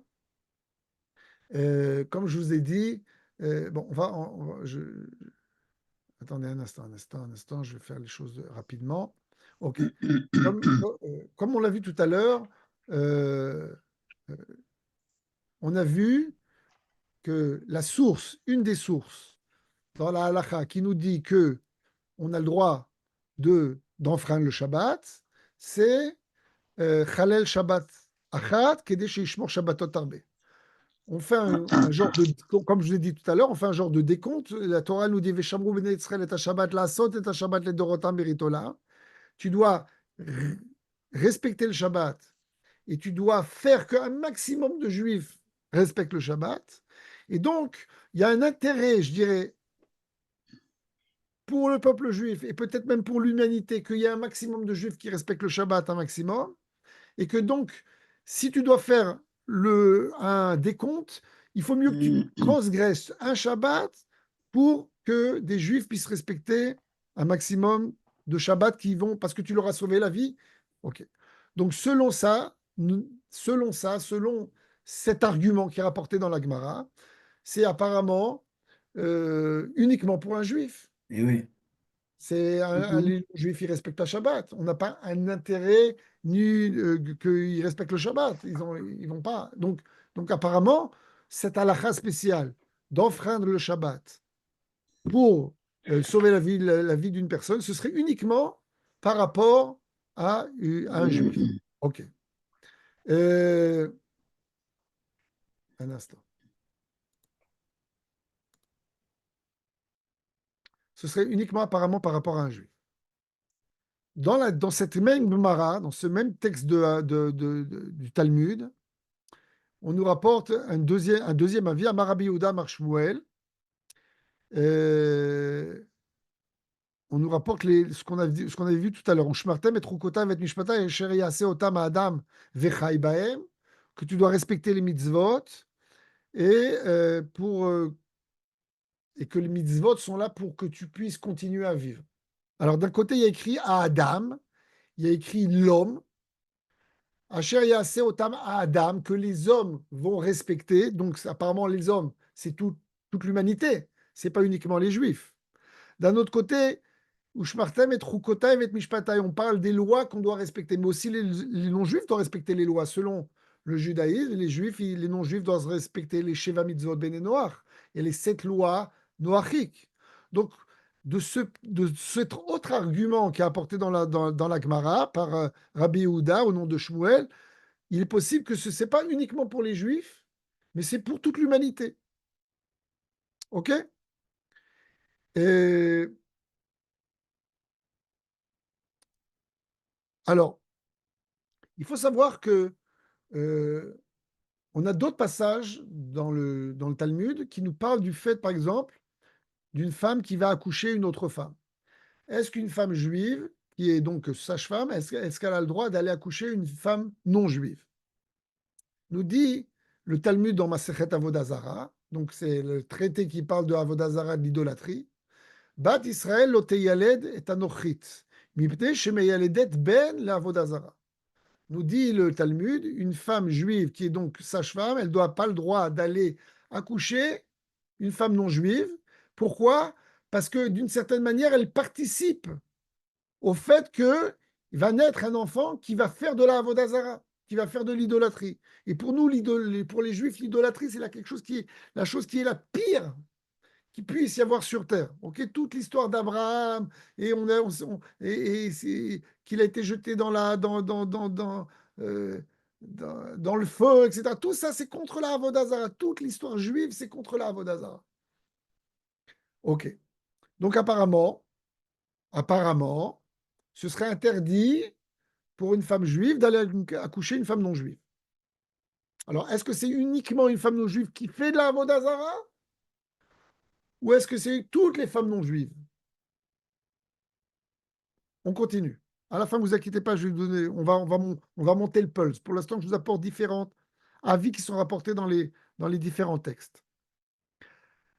Et dans cette même Gemara, la Gemara nous dit, dans cette même passage du Talmud, la Gemara nous dit, Yehudit meyaledet ovedet kochavim besachar avalo bechinam. Nous dit le Talmud, sache que si la femme non juive, elle est prête à payer la femme juive pour l'accouchement, dans ce cas-là, ça donne une autorisation à la femme juive de faire l'accouchement. Pourquoi? Parce que, en fin de compte, je vais décrire la situation. La femme juive, la femme non juive, elle vient chez la femme juive, elle dit aide-moi à accoucher. Non, non, non, excuse-moi, je ne peux pas t'aider à accoucher. Pourquoi? Parce que je dois minimiser la Vodazara. Bon, mais je suis prêt à payer. Bon, alors d'accord, ok, je suis prêt. Pourquoi? Parce que si elle est prête à payer et à débourser de l'argent pour ça, c'est pour elle, c'est quelque chose de fondamental et d'important. Elle veut absolument cette femme, cette sage-femme.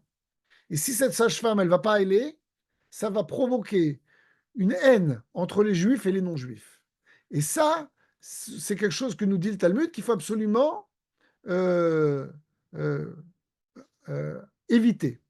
Donc, si la femme juive, elle dit, écoute, moi, si tu veux que je vienne t'accoucher, il faut que tu me payes.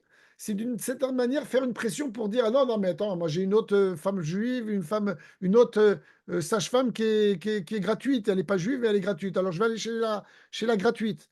Ah, ouais, chez nous, il faut payer. Bon, mais si elle est prête à la fin à payer, alors accepte. C'est ce que nous dit. Attendez, ça a sauté. C'est ce que nous dit le Talmud. OK? C'est d'une certaine manière, du fait que la femme juive demande de l'argent, ça va d'une certaine manière euh, euh, descendre le cas de femmes non juives qui vont lui demander d'accoucher, de les accoucher. Ça va amoindrir le fait de participer à la naissance d'un enfant qui va faire de l'idolâtrie. Mais si à la fin elle est prête à payer, alors, ok, accepte, parce que sinon, ça va faire ça va faire de la haine entre les juifs et les pas juifs. Continue la Gemara et nous pose la question. La Gemara nous pose la question. Est-ce que c'est aussi le jour de Shabbat? Est-ce que la femme juive, elle a le droit d'aller accoucher la femme non juive pour de l'argent aussi le jour de Shabbat? Et Rav Yosef dit oui. À partir du moment où le but, c'est d'enlever la haine entre les juifs et les non-juifs, alors quelle différence entre Shabbat et pas Shabbat? Il n'y a pas de différence. Et vient Abaye, qui est un autre grand sage du Talmud, il nous dit non, non, non, non, non, non, ce qu'on a donné l'autorisation, c'est uniquement le jour de la semaine. Mais le jour de Shabbat, enfreindre le Shabbat pour accoucher une femme non-juive, c'est impossible. Ah, mais il va y avoir de la haine, mais il va y avoir de la haine. Il nous dit Abaye, non, il n'y aura pas de haine. On va dire à la sage-femme juive, elle va dire à la femme non juive, non, non, non, écoute, dans notre religion, moi, j'ai l'autorisation d'accoucher le Shabbat uniquement une femme qui respecte le Shabbat. Une femme qui ne respecte pas le Shabbat, je n'ai pas le droit de l'accoucher. Et nous dit Abaye, la femme non juive, elle va très bien comprendre cet argument, elle va très bien accepter, elle va dire ok, je t'accepte, je respecte tes convictions, et il n'y a pas de problème. Voilà ce que nous rapporte la Gemara. Et moi, Benjamin David, je pose la question en disant je ne comprends pas ce que dit Abaye. Pour moi, c'est le contraire. Si une femme juive, elle dit à une femme non juive, tu sais, dans la semaine, j'aurais accepté de t'accoucher pour de l'argent. Mais là, Shabbat, j'accepte pas parce que moi, j'accepte, je peux sauver la vie. D'une certaine manière, c'est sauver la vie. Uniquement d'une femme qui respecte le Shabbat. Une femme qui respecte pas le Shabbat, j'ai pas le droit de lui sauver la vie. Ça va enlever de la haine, ça va amoindrir la haine. Je suis dubitatif, c'est comme ça qu'on dit en français. Ouais, J'ai plutôt pas le l'impression contraire. j'ai l'impression que ça va attiser de la haine encore plus. Ah oui, Encore c'est sûr. plus. Alors, on va garder toutes ces questions-là Et j'espère qu'à la fin, il est déjà 11 heures, waouh, on devrait s'arrêter là. Qu'est-ce qu'on Ouais, fait, voilà, Kavod. docteur Allison? C'est encore long ou pas? C'est quoi qui Bon, reste? alors je vais faire les choses rapidement.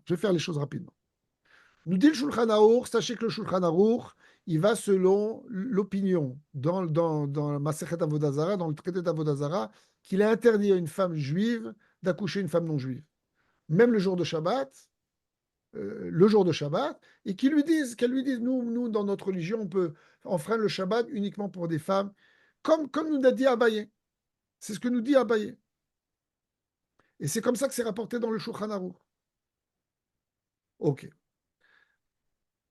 Euh, Quand on regarde les livres de Halacha, qui viennent après le Shulchan Aruch, entre autres le Mishnah Brura, le Mishnah Brura pose une question, il dit comment c'est possible de nos jours que tous les médecins juifs qui sont là-bas en Russie, puisqu'il était en Russie, le Mishnah Brura, le Chafetz Chaim, il dit il n'y a aucun médecin juif qui respecte la Halacha.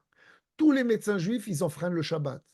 On les appelle le Shabbat, ils vont chez les non-juifs, ils écrivent des prescriptions, ils font des médicaments, ils font des traitements, etc., etc. Alors qu'il est clair que selon le Shulchan Aruch, normalement, c'est quelque chose de tout à fait interdit. Mais pourtant, il témoigne qu'il n'y a aucun juif, aucun médecin juif qui se trouve là-bas en Russie, en Pologne, etc., qui respectent le Shabbat. D'une certaine manière, ils enfreignent tous le Shabbat. Ils posent la question, qui leur a donné l'autorisation? Même les médecins les plus religieux, les plus pratiquants, etc. Comment c'est possible? Et il va contre ces médecins-là. Ok. Mais déjà, avant, avant comment ça s'appelle, le Mishnah Brura, le Chafetz Chaim, on a déjà des paroles d'un grand rabbin qui s'appelle le Khatam Sofer, okay, Rabbi Moshe Sofer, qui était bien avant euh, euh, le Chafetz Chaim, et qui a déjà donné l'explication pourquoi dans ces pays-là, les médecins enfreignent le Shabbat. Nous dit le Chafetz Chaim, mais nous on vit avec les non-juifs. Et si on vit avec les non-juifs, on est dépendant l'un de l'autre. Et si les juifs, les non-juifs pensent que nous, on, on dénigre leur vie, on s'en fout qu'ils vont mourir, etc., etc., ça va se retourner contre nous. Il va y avoir de la haine. C'est vrai qu'à l'époque du Talmud, il parlait qu'on va parler avec la femme et la femme elle va accepter, etc. Il parlait pas, il parlait de haine, mais il parlait pas de danger. Mais il est clair que de nos jours, en Russie, en Pologne, le Chafetz Chaim, il est en Hongrie. Si on fait dans l'époque, pas l'époque d'aujourd'hui, de l'époque où il y avait encore, il dit on va se faire massacrer. Si les Juifs les non-juifs entendent qu'il y avait une personne qui était en danger de mort et qu'il y avait un médecin qui pouvait lui sauver la vie, il ne lui a pas sauvé la vie, ça va mettre toute la communauté en danger. Et donc, il est clair, nous dit le Chafetz Chaim, le Khatam Sofer, Rabbi Moshe Sofer, il dit ça dépend de la situation. À l'époque du Talmud en Babylonie, où les Juifs habitaient dans une autonomie, ils étaient tout seuls, ils se débrouillaient entre eux, etc. Et puis il y avait plein d'autres médecins non juifs. Et la sage-femme, elle pouvait dire pourquoi tu viens chez moi le Shabbat? En Mésopotamie, là-bas, à Bavel, tu as plein de femmes, tu as plein de médecins, tu as plein de sages-femmes. Moi, je fais pas. Et elle va comprendre. Peut-être qu'elle va comprendre. Mais nous, là, on se trouve en Hongrie, en Pologne, en Russie, on va se faire massacrer. Et donc, il a monté, je dirais, le niveau en disant on n'est plus dans une situation simplement de haine, on est dans une situation de danger pour la communauté juive. Et dans ce cas-là, il est clair qu'on doit faire, on va enfreindre le Shabbat. Et cet argument, il est repris aujourd'hui par tous les rabbinim. Par tous les rabbinim, je vous ai ici rapporté les paroles du Rav Moshe Feinstein, qui était aux États-Unis, en disant d'une manière claire que de nos jours, si un médecin juif ne sauve pas la vie d'un non-juif, on met toute la communauté juive en danger. Et il dit en plus, le Rav Moshe Feinstein, on ne met pas simplement la communauté juive aux États-Unis en danger, on met toute la communauté juive du monde en danger, parce qu'il nous dit qu'aujourd'hui, avec la presse moderne, avec la presse, avec toutes les technologies, tout va se propager, toutes les informations se propagent en quelques minutes d'un côté, d'un bout à l'autre de la terre. Et donc, euh, ils vont entendre qu'un juif, un médecin juif aux États-Unis, il n'a pas sauvé la vie d'un non-juif. Euh, Peut-être qu'en Afrique ou dans un pays arabe, ils vont faire un pogrom, ils vont tuer des juifs à cause de ça, en disant, voilà, vous les juifs, vous valez rien, on va vous massacrer. Et donc, cet argument aujourd'hui, il est repris par tous les rabbinim. Je vous ai rapporté ici un texte qui résume, il rapporte les paroles du Rav Shlomo Zalman Auerbach, du Rav Neuvir, du Rav Waldenberg, du Rav Ovadia Yosef. Tous disent d'une manière claire de nos jours. Alors, ok. Ils disent s'il y a une possibilité d'éviter de dire, c'est pas moi, ce sera toi, il y a deux médecins, pourquoi c'est moi, vas-y, va-toi. Ils disent c'est préférable. Mais s'il n'y a pas de possibilité, il doit le faire sans aucun changement, sans rien du tout, comme il se serait occupé d'un juif de la même manière. Il y a même une parole qui est rapportée au nom du Rav Shlomo Zalman Auerbach. Il dit, mais imaginez un juif qui se retrouve, même aujourd'hui, il dit, un juif qui se retrouve tout seul dans une pièce avec un non-juif. Il doit, et personne ne va le savoir, de nos jours, il n'y a plus de secret. Tout va se savoir. Et on va mettre la communauté juive en danger et tout le monde va être en danger. Ok.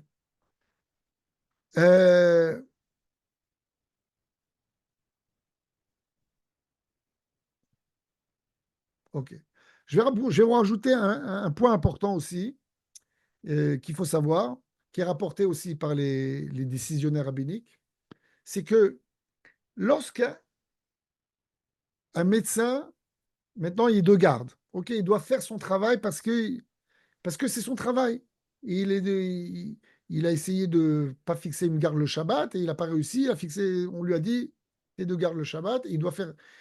Nous disent une grande partie des décisionnaires rabbiniques, lui, quand il va faire des actes le Shabbat, et il va transgresser le Shabbat pour sauver la vie de non-juifs, il sait qu'il va contre la halakha. Mais il le fait d'une manière, je dirais, parce qu'on l'oblige, pas parce qu'il le veut, parce qu'il est, comment on dit en français, restreint par restreint, il est contraint de le faire. Ils nous disent les poskim, quand une personne elle est contrainte d'enfreindre le Shabbat, même si elle fait un acte qui est interdit par la Torah, ça tombe d'un degré de la Torah à des Rabbanan. Ok? Vous avez compris ce que j'ai Ok. dit? C'est-à-dire Oui, que, oui. Ça descend d'un grade. c'est-à-dire que j'aurais pas voulu allumer l'appareil médical là, qui chauffe et que c'est un problème, un problème de halakha, mais j'ai pas le choix. Et parce que j'ai pas le choix, parce que sinon on va me jeter de mon travail, parce que sinon, et parce que si je le fais pas, ça va mettre aussi en danger les autres juifs qui sont dans le monde. Dans ce cas-là, cet acte, il devient un issour d'Erabanan et pas un issour d'Oraita. Et, et dans ce cas-là, on a le droit, on aurait le droit de le faire. Et c'est ce que nous rapporte ici, entre autres, il nous dit ici le Tzitz Eliezer, un des grands décisionnaires rabbiniques spécialisés en éthique médicale. Il est bien que le médecin, quand il va commencer sa garde, il le pense comme ça. Chez Ershov, chez Shabbat, chez Kol Kavanat Ilo, Le'etzem Refuat Ha'akum, Ki im Kede Le'atzil et Atzmo, Shelo Yanesh. Vegam Le'atzil Klal Israël, il pense, en fin de compte, tout ce que je vais faire ce Shabbat-là, c'est pas que ce soit des actes interdits, c'est parce qu'on m'oblige. Et parce que sinon, le peuple juif va être en danger. Il y aura des pogroms, il y aura des 7 octobre un peu partout, à droite et à gauche, on va mettre les juifs en danger. Ou bien certains médecins vont dire, bon, et vous, toi, vous, le juif, là, on vous met en dernier, parce que vous faites pareil pour les non-juifs, on va vous faire la même chose. Et donc, il dit automatiquement, tous les actes qu'il va faire, ça va être un acte des Rabbanan et pas un acte des Horaïta. Et dans ce cas-là, on a le droit d'enfreindre. OK? Top. Ok. Maintenant, donc si j'ai donné la réponse à ce que vous avez dit jusqu'à maintenant, Tout à fait. la réponse, elle est que toutes les personnes qui sont à l'hôpital Shabbat, alors, est-ce qu'il est préférable s'ils peuvent ne pas fixer, que ce soit pendant Shabbat, pendant Pessah, pendant les Chagim, etc. Bien sûr que c'est préférable. Mais s'il n'y a pas le choix, ça fait partie de leurs obligations. Euh, vous voyez, on aurait pu penser que les rabbins ils disent, bah, dans ce cas-là, vous n'avez pas le droit d'être médecin. Non, les rabbins ils ne disent pas, vous n'avez pas le droit d'être médecin, vous avez le droit de continuer à être médecin. Est-ce que dans ce cas-là, on doit faire des changements, un chinouille? Non. Alors, si déjà on pense que tout ce qu'on a fait, c'est par contrainte et que ça devient automatiquement des actes des rabbanan, alors on n'a pas besoin de rajouter des chinouilles. Maintenant, si on peut rajouter, on a besoin de faire une signature, et on peut faire une signature, un gribouillis de la main gauche à part de la main droite, ce sera toujours préférable, même pour la sensation qu'on a, mais apparemment, on n'aurait pas besoin de le faire parce que on est tombé, tout ce qu'on fait, c'est des rabbanan. Et en plus, tout ce qu'on fait, c'est pour éviter que d'autres personnes soient en danger. Maintenant, pour terminer quand même, je vais quand même vous rapporter d'autres arguments, si vous me permettez. Je peux y aller ou non? Oui. Ah ouais, Encore allez-y, quelques allez-y. minutes. Parce que moi, en tant que juif humaniste, je dirais, qui a grandi dans un pays humaniste comme la France, etc., à la fin, tu as quand même un sentiment, je dirais, euh, même si à la fin, les rabbins ont donné l'autorisation, mais ils te donnent le sentiment que c'est une autorisation parce qu'il n'y a pas le choix, parce qu'il y a des juifs qui vont être en danger, etc., etc. Mais normalement, on ne t'aurait pas dû sauver la vie d'un non-juif. Et ça, c'est quelque chose quand même qui est difficile à accepter. OK? C'est quand même quelque chose qui est difficile à accepter. Alors, je vais vous donner une autre explication qui, à la fin, arrivera à la même conclusion, mais une autre explication pour, pour qu'à mon avis, on puisse comprendre les choses un peu différemment. Vous dites que c'est difficile d'accepter l'idée qu'on ne Dans- peut pas sauver la vie d'un non-juif, on est d'accord? Oui, c'est difficile pour quelqu'un qui a grandi, encore une fois, euh, que tous les hommes sont égaux, c'est difficile d'accepter euh, euh, cela. OK? Alors, et comme je vous ai dit, il y a quelque chose de bizarre dans ce Shabbat. Le Shabbat, pour donner l'autorisation d'enfreindre le Shabbat, on ne s'est pas suffi du passou qui dit Vechai Bahem, et pour toutes les autres mitzvot, on avait besoin d'autorisation spéciale pour le Shabbat. Et en plus, on a cette histoire de enfreint un Shabbat pour qu'on puisse faire plein de Shabbats, etc. C'est quoi ces comptes-là bizarres où on fait des calculs, où on enfreint un Shabbat pour faire plus de Shabbat? C'est des calculs qui sont bizarres. Alors, je vais vous donner, à mon avis, une explication qui vient de moi, et que vous pouvez bien dire, si vous n'êtes pas d'accord avec moi, tout va bien, hein, j'ai aucun problème là-dessus. Je vais vous dire, on a des passages dans le Midrash, et on a des passages où on nous parle de ce qui s'est passé à l'époque des Hashmonaïm, à l'époque de Hanouka, où les Juifs n'allaient pas se battre contre les Grecs le jour de Shabbat.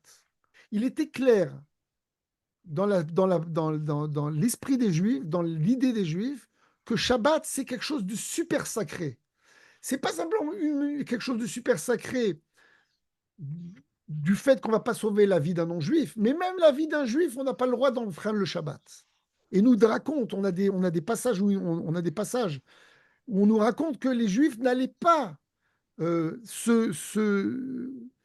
allaient se cacher le jour de Shabbat dans des grottes et ils déposaient leurs armes pour pas enfreindre le Shabbat. Et les Grecs, ils avaient compris cela, ils attaquaient justement le jour de Shabbat. Et les Juifs se faisaient massacrer le jour de Shabbat. C'est-à-dire que dans l'esprit du Juif, le Shabbat, c'est quelque chose de super important, bien plus grand que toutes les autres mitzvot.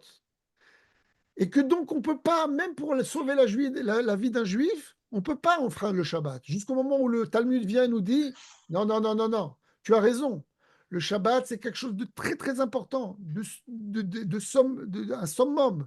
Mais justement, tu vas tu vas enfreindre le Shabbat pour sauver la vie d'un Juif, pour qu'il puisse respecter encore plein de Shabbat. C'est-à-dire que tu ne vas pas enfreindre le Shabbat pour lui sauver la vie. Tu vas enfreindre le Shabbat pour le Shabbat. Parce que le Shabbat, c'est quelque chose de tellement important qu'on doit faire qu'un maximum. Ce n'est pas simplement moi qui dois garder le Shabbat, c'est moi et que je fasse qu'un maximum de juifs gardent le Shabbat et un maximum de fois. Donc c'est quelque chose de tout à fait spécial. Notre relation par rapport au Shabbat, elle est quelque chose de spécial. Et maintenant, je ne vais pas rentrer dans l'explication, mais vous savez très bien qu'il est écrit aussi dans le Talmud que si les Juifs respectent 2 Shabbats consécutifs, le Mashiach, il vient. Il y a la Géoula. C'est-à-dire que c'est pas écrit ici les Juifs, ils mangent, Shabbat, ils mangent kasher pendant 2 semaines, la Géoula, elle vient. C'est pas écrit, c'est que le Shabbat. On a une relation spéciale avec le Shabbat. On a une relation avec Akadosh Baruch Hu. Toute la relation entre le peuple juif, c'est Ve'ot ileolam. Et comme on dit dans la Tfila, Shalom. quand on dit dans la Tfila pendant Shabbat, que c'est un Yom Menucha qui a été donné aux Juifs et non aux Juifs. C'est quelque chose, c'est la relation, on a une relation spéciale entre le peuple juif et Akadosh Baruch Hu qui passe par le Shabbat. Et ça descend toute la bracha sur terre et ça dépend, ça amène la Géoula, etc. Donc on aurait pu penser que le Shabbat est tellement important qu'on ne peut rien faire. Et même pour sauver la vie des gens, on ne peut pas enfreindre le Shabbat. Alors que Chai Bahem, c'est pour toutes les autres halachot, mais pas pour le Shabbat. Et vient la Gemara, et la Gemara nous dit non. Pour le Shabbat, tu vas enfreindre, pas pour la vie du juif, pour le Shabbat. Et pour le Shabbat, parce que c'est une relation spéciale entre le peuple juif, c'est une relation c'est quelque chose qui apporte la Géoula, qui apporte le Mashiach, c'est quelque chose qui élève pas simplement le peuple juif, toute l'humanité, etc., etc. Et donc, vous voyez, la relation entre le juif, entre nous et le Shabbat, c'est une relation tout à fait spéciale et il faudrait faire un cours pour parler qu'est-ce qu'il y a tellement de spécial dans le Shabbat, mais pour expliquer cela. Et donc, on pourrait comprendre que quand maintenant je viens voir la femme juive, elle vient voir la femme, la sage-femme juive, la femme non juive, elle vient voir la femme juive. Elle lui dit, accouche-moi le jour de Shabbat. Il dit, non, moi je ne peux pas, parce que j'ai le droit uniquement de sauver la vie d'un juif qui respecte le Shabbat, parce que toute la raison pour laquelle on a le droit d'enfreindre le Shabbat, c'est pour le Shabbat, c'est pas pour la vie, c'est pour le Shabbat. C'est pour que le maximum de juifs respectent le Shabbat, ce qui apporte la bracha pour l'humanité entière, pour toi aussi, la femme non juive. Et la femme juive, non juive, elle va dire, ah, j'accepte. Ça, tu sais quoi, c'est tout à fait logique ce que tu dis. Dans ce cas-là, je vais aller faire chez une autre femme. Maintenant, si ça va provoquer une haine tellement grande que ça va provoquer un danger, dans ce cas-là, alors, et ça va être les Juifs, tous les Juifs vont être en danger dans le monde entier. Dans ce cas-là, on revient à la halakha normale du danger. À mon avis, si on explique cette chose de cette manière-là, on arrive à la même conclusion, mais avec un angle un peu différent. C'est pas parce qu'on pense que la vie d'un juif, elle vaut plus que la vie d'un non-juif. C'est pas ça qu'on voulait dire. On voulait dire que la respect du Shabbat, c'est quelque chose d'extraordinaire et quelque chose de très grand. Et que même normalement, on ne devrait pas enfreindre le Shabbat, même pour sauver la vie d'un juif. Mais qu'à la fin, quand on pense pour le bien du Shabbat, alors il faut mieux sauver la vie d'un juif pour qu'il puisse après continuer à respecter le Shabbat. Et dans ce cas-là, ça nous donne une possibilité de dire à un non-juif, à une femme non-juive, non, moi je ne peux pas enfreindre le Shabbat, parce que même pour un juif, c'est pas si clair que ça. Même pour sauver la vie d'un juif, il me fallait que le Talmud nous apporte des arguments différents et spéciaux, plus différents que pour les autres halachot, pour les autres lois. Non, si tu n'es pas d'accord d'accepter ma parole, tu ne comprends pas et que ça va nous mettre en danger, alors ok, j'accepte, alors je le fais. Je pense que si on explique les choses de cette manière-là, la halakha, elle est la même. Mais je vous ai apporté une autre approche, et à mon avis, même pour un humaniste qui dit qu'il n'y a pas de différence entre un juif et un non-juif, il peut accepter cette manière sans qu'on ait le sentiment qu'on soit raciste ou qu'on nous traite de raciste. Maintenant, C'est plus facile Baaretz que Chutz Laaretz, hein. Maintenant, ok. Donc, alors, maintenant, pour terminer, parce que le docteur Allison, elle m'avait posé des questions. Est-ce qu'un interne, un étudiant en médecine, ou même un médecin qui a des gardes, est-ce qu'il est préférable qu'il ne fasse pas ça le jour de Shabbat? Il est clair qu'il est préférable qu'il ne fasse pas le jour de Shabbat. S'il y a une possibilité d'organiser avec les autres médecins, etc. Il Mais fait s'il y un a pas dimanche à la place. Mais il fait le dimanche, il fait le soir de Noël, il fait Bien sûr. quand les autres ils ont leur fête, alors nous on fait. Mais s'il n'y a pas d'autre possibilité, selon on n'a pas réussi. Alors on peut bien sûr aller et faire les choses. Alors penser que, comme on a dit, comme il a dit le Tzitz Eliezer, de penser que Obligé. c'est ça parce que j'ai pas le choix, parce que je suis obligé, parce que je suis contraint. Et dans ce cas-là, tout ce qu'il fera, ce sera des rabbanan. S'il peut faire des petits changements qui mettent pas la vie des gens en danger, qui sont pas, on va pas dire c'est bizarre, qu'est-ce qu'il fait ce juif-là, il n'est pas normal. Dans ce cas-là, il peut le faire, c'est préférable, même pour lui, pour le sentiment qui respecte le Shabbat. Voilà, s'il a besoin de signer un papier ou mettre son coup de tampon, ben, il met le coup de tampon de la main de gauche, pas de la main droite, etc. Mais sinon, il fait les choses d'une manière tout à fait comme il aurait fait un autre jour de la semaine, et puis voilà. Et est-ce que, Tov, juste une question, est-ce que du coup, oui. Israël, vu que, enfin, la plupart, enfin, non, il y a des non-juifs, mais il y a aussi des juifs, est-ce qu'un médecin, du coup, s'il fait une garde Shabbat, bah, on peut dire que c'est bien? Parce qu'il va sauver des juifs pour Ah qu'ils bah puissent. oui, non, c'est clair. C'est clair, c'est clair. C'est Est-ce clair qu'il que. doit éviter de faire des gardes Shabbat? C'est ça aussi que. Non, non, et c'est clair que. Alors, encore une fois, je fais une distinction entre Israël et la France. Pareil. Euh, mais c'est clair qu'à la fin, bon, il y a des malades qui viennent de partout, c'est clair. Non, mais ma question, c'était est-ce qu'en Israël, on s'en fiche, enfin, est-ce que s'il y a que des juifs, le médecin, et du coup, il doit prendre la garde Shabbat? Bien sûr, non, Ah, bien non, sûr. non, si on est en Il n'a Israël, pas le choix. ok, en Il n'y a Israël, pas de choix en il Israël. faut, ok, il faut sauver la vie des gens, il faut faire les gardes, il faut faire tout. Maintenant, s'il y a une possibilité, si tu as dans le service, il y a certains services où il y a des médecins juifs, il y a des médecins arabes, il y a des médecins chrétiens, etc. Si on peut se débrouiller et faire sa garde le mercredi à la place du Shabbat, pourquoi pas? Personne mais si tu dois faire ta garde Shabbat, tu fais ta garde Shabbat, et quand tu fais ta garde Shabbat, eh ben, tu te comportes comme tu te serais comporté un jour de Yom Chol. Maintenant, encore une fois, il y a une différence entre les Ashkénazes et les Séfarades sur certaines choses. Si tu peux faire, il y a certains hôpitaux qui utilisent, comme je vous ai dit, où il y a pour certains actes, tu peux appeler à une personne non juive qui va écrire, etc. Mais ça, je dirais, après, c'est des détails. Mais quand tu peux faire. Moi, j'ai ma fille, elle est infirmière à l'hôpital Beilinson, en Pnimit, elle fait des gardes Shabbat, il n'y a pas le choix. Euh, alors, voilà, il n'y a Non, pas le mais, choix. oui, mais ma Elle, fait- question, c'était elle pas doit est-ce faire, elle doit non. travailler, elle doit travailler. Et c'était pas est-ce qu'en Israël, les médecins sont amenés à faire des gardes Shabbat, ça je sais. Mais ma question, c'est est-ce qu'ils doivent essayer d'échanger pour ne pas faire de garde Shabbat ou est-ce que. euh, Encore une fois, s'il y a une par contre, il y possibilité, a s'il y vraiment a une possibilité, s'il y a une possibilité, encore une fois, c'est- il y a quelqu'un qui fait un planning. Si tu peux dire, moi, j'aimerais éviter de venir le jour de Shabbat parce que voilà, je préfère être avec ma femme et mes enfants. Et il y a quelqu'un là-bas qui est non juif, il est chrétien, il préfère lui être le dimanche euh, aller à la messe et l'autre c'est le vendredi, il préfère aller à la mosquée. Bah, on se débrouille entre nous. Mais pourquoi pas? Mais sinon, il fait sa mitzvah. Il fait une mitzvah d'aller à l'hôpital et de s'occuper des malades, bien sûr. Tov, on va s'arrêter là Tov, merci beaucoup. parce qu'il est tard. Toda Rabba. Et Toda rabba. à bientôt. Toda rabba à tous. Soro Ça va Laila tovot. être en Tov, streaming? Letraot. Shalom, shalom. C'est Toda, toda. enregistré? Alison, c'est enregistré? Oui, normalement, le rap, il est Shalom, enregistré. Letraot. Toda Merci Normalement, Rabba. oui. beaucoup. Bye. Et Toda Rabba, bye. Shalom, shalom.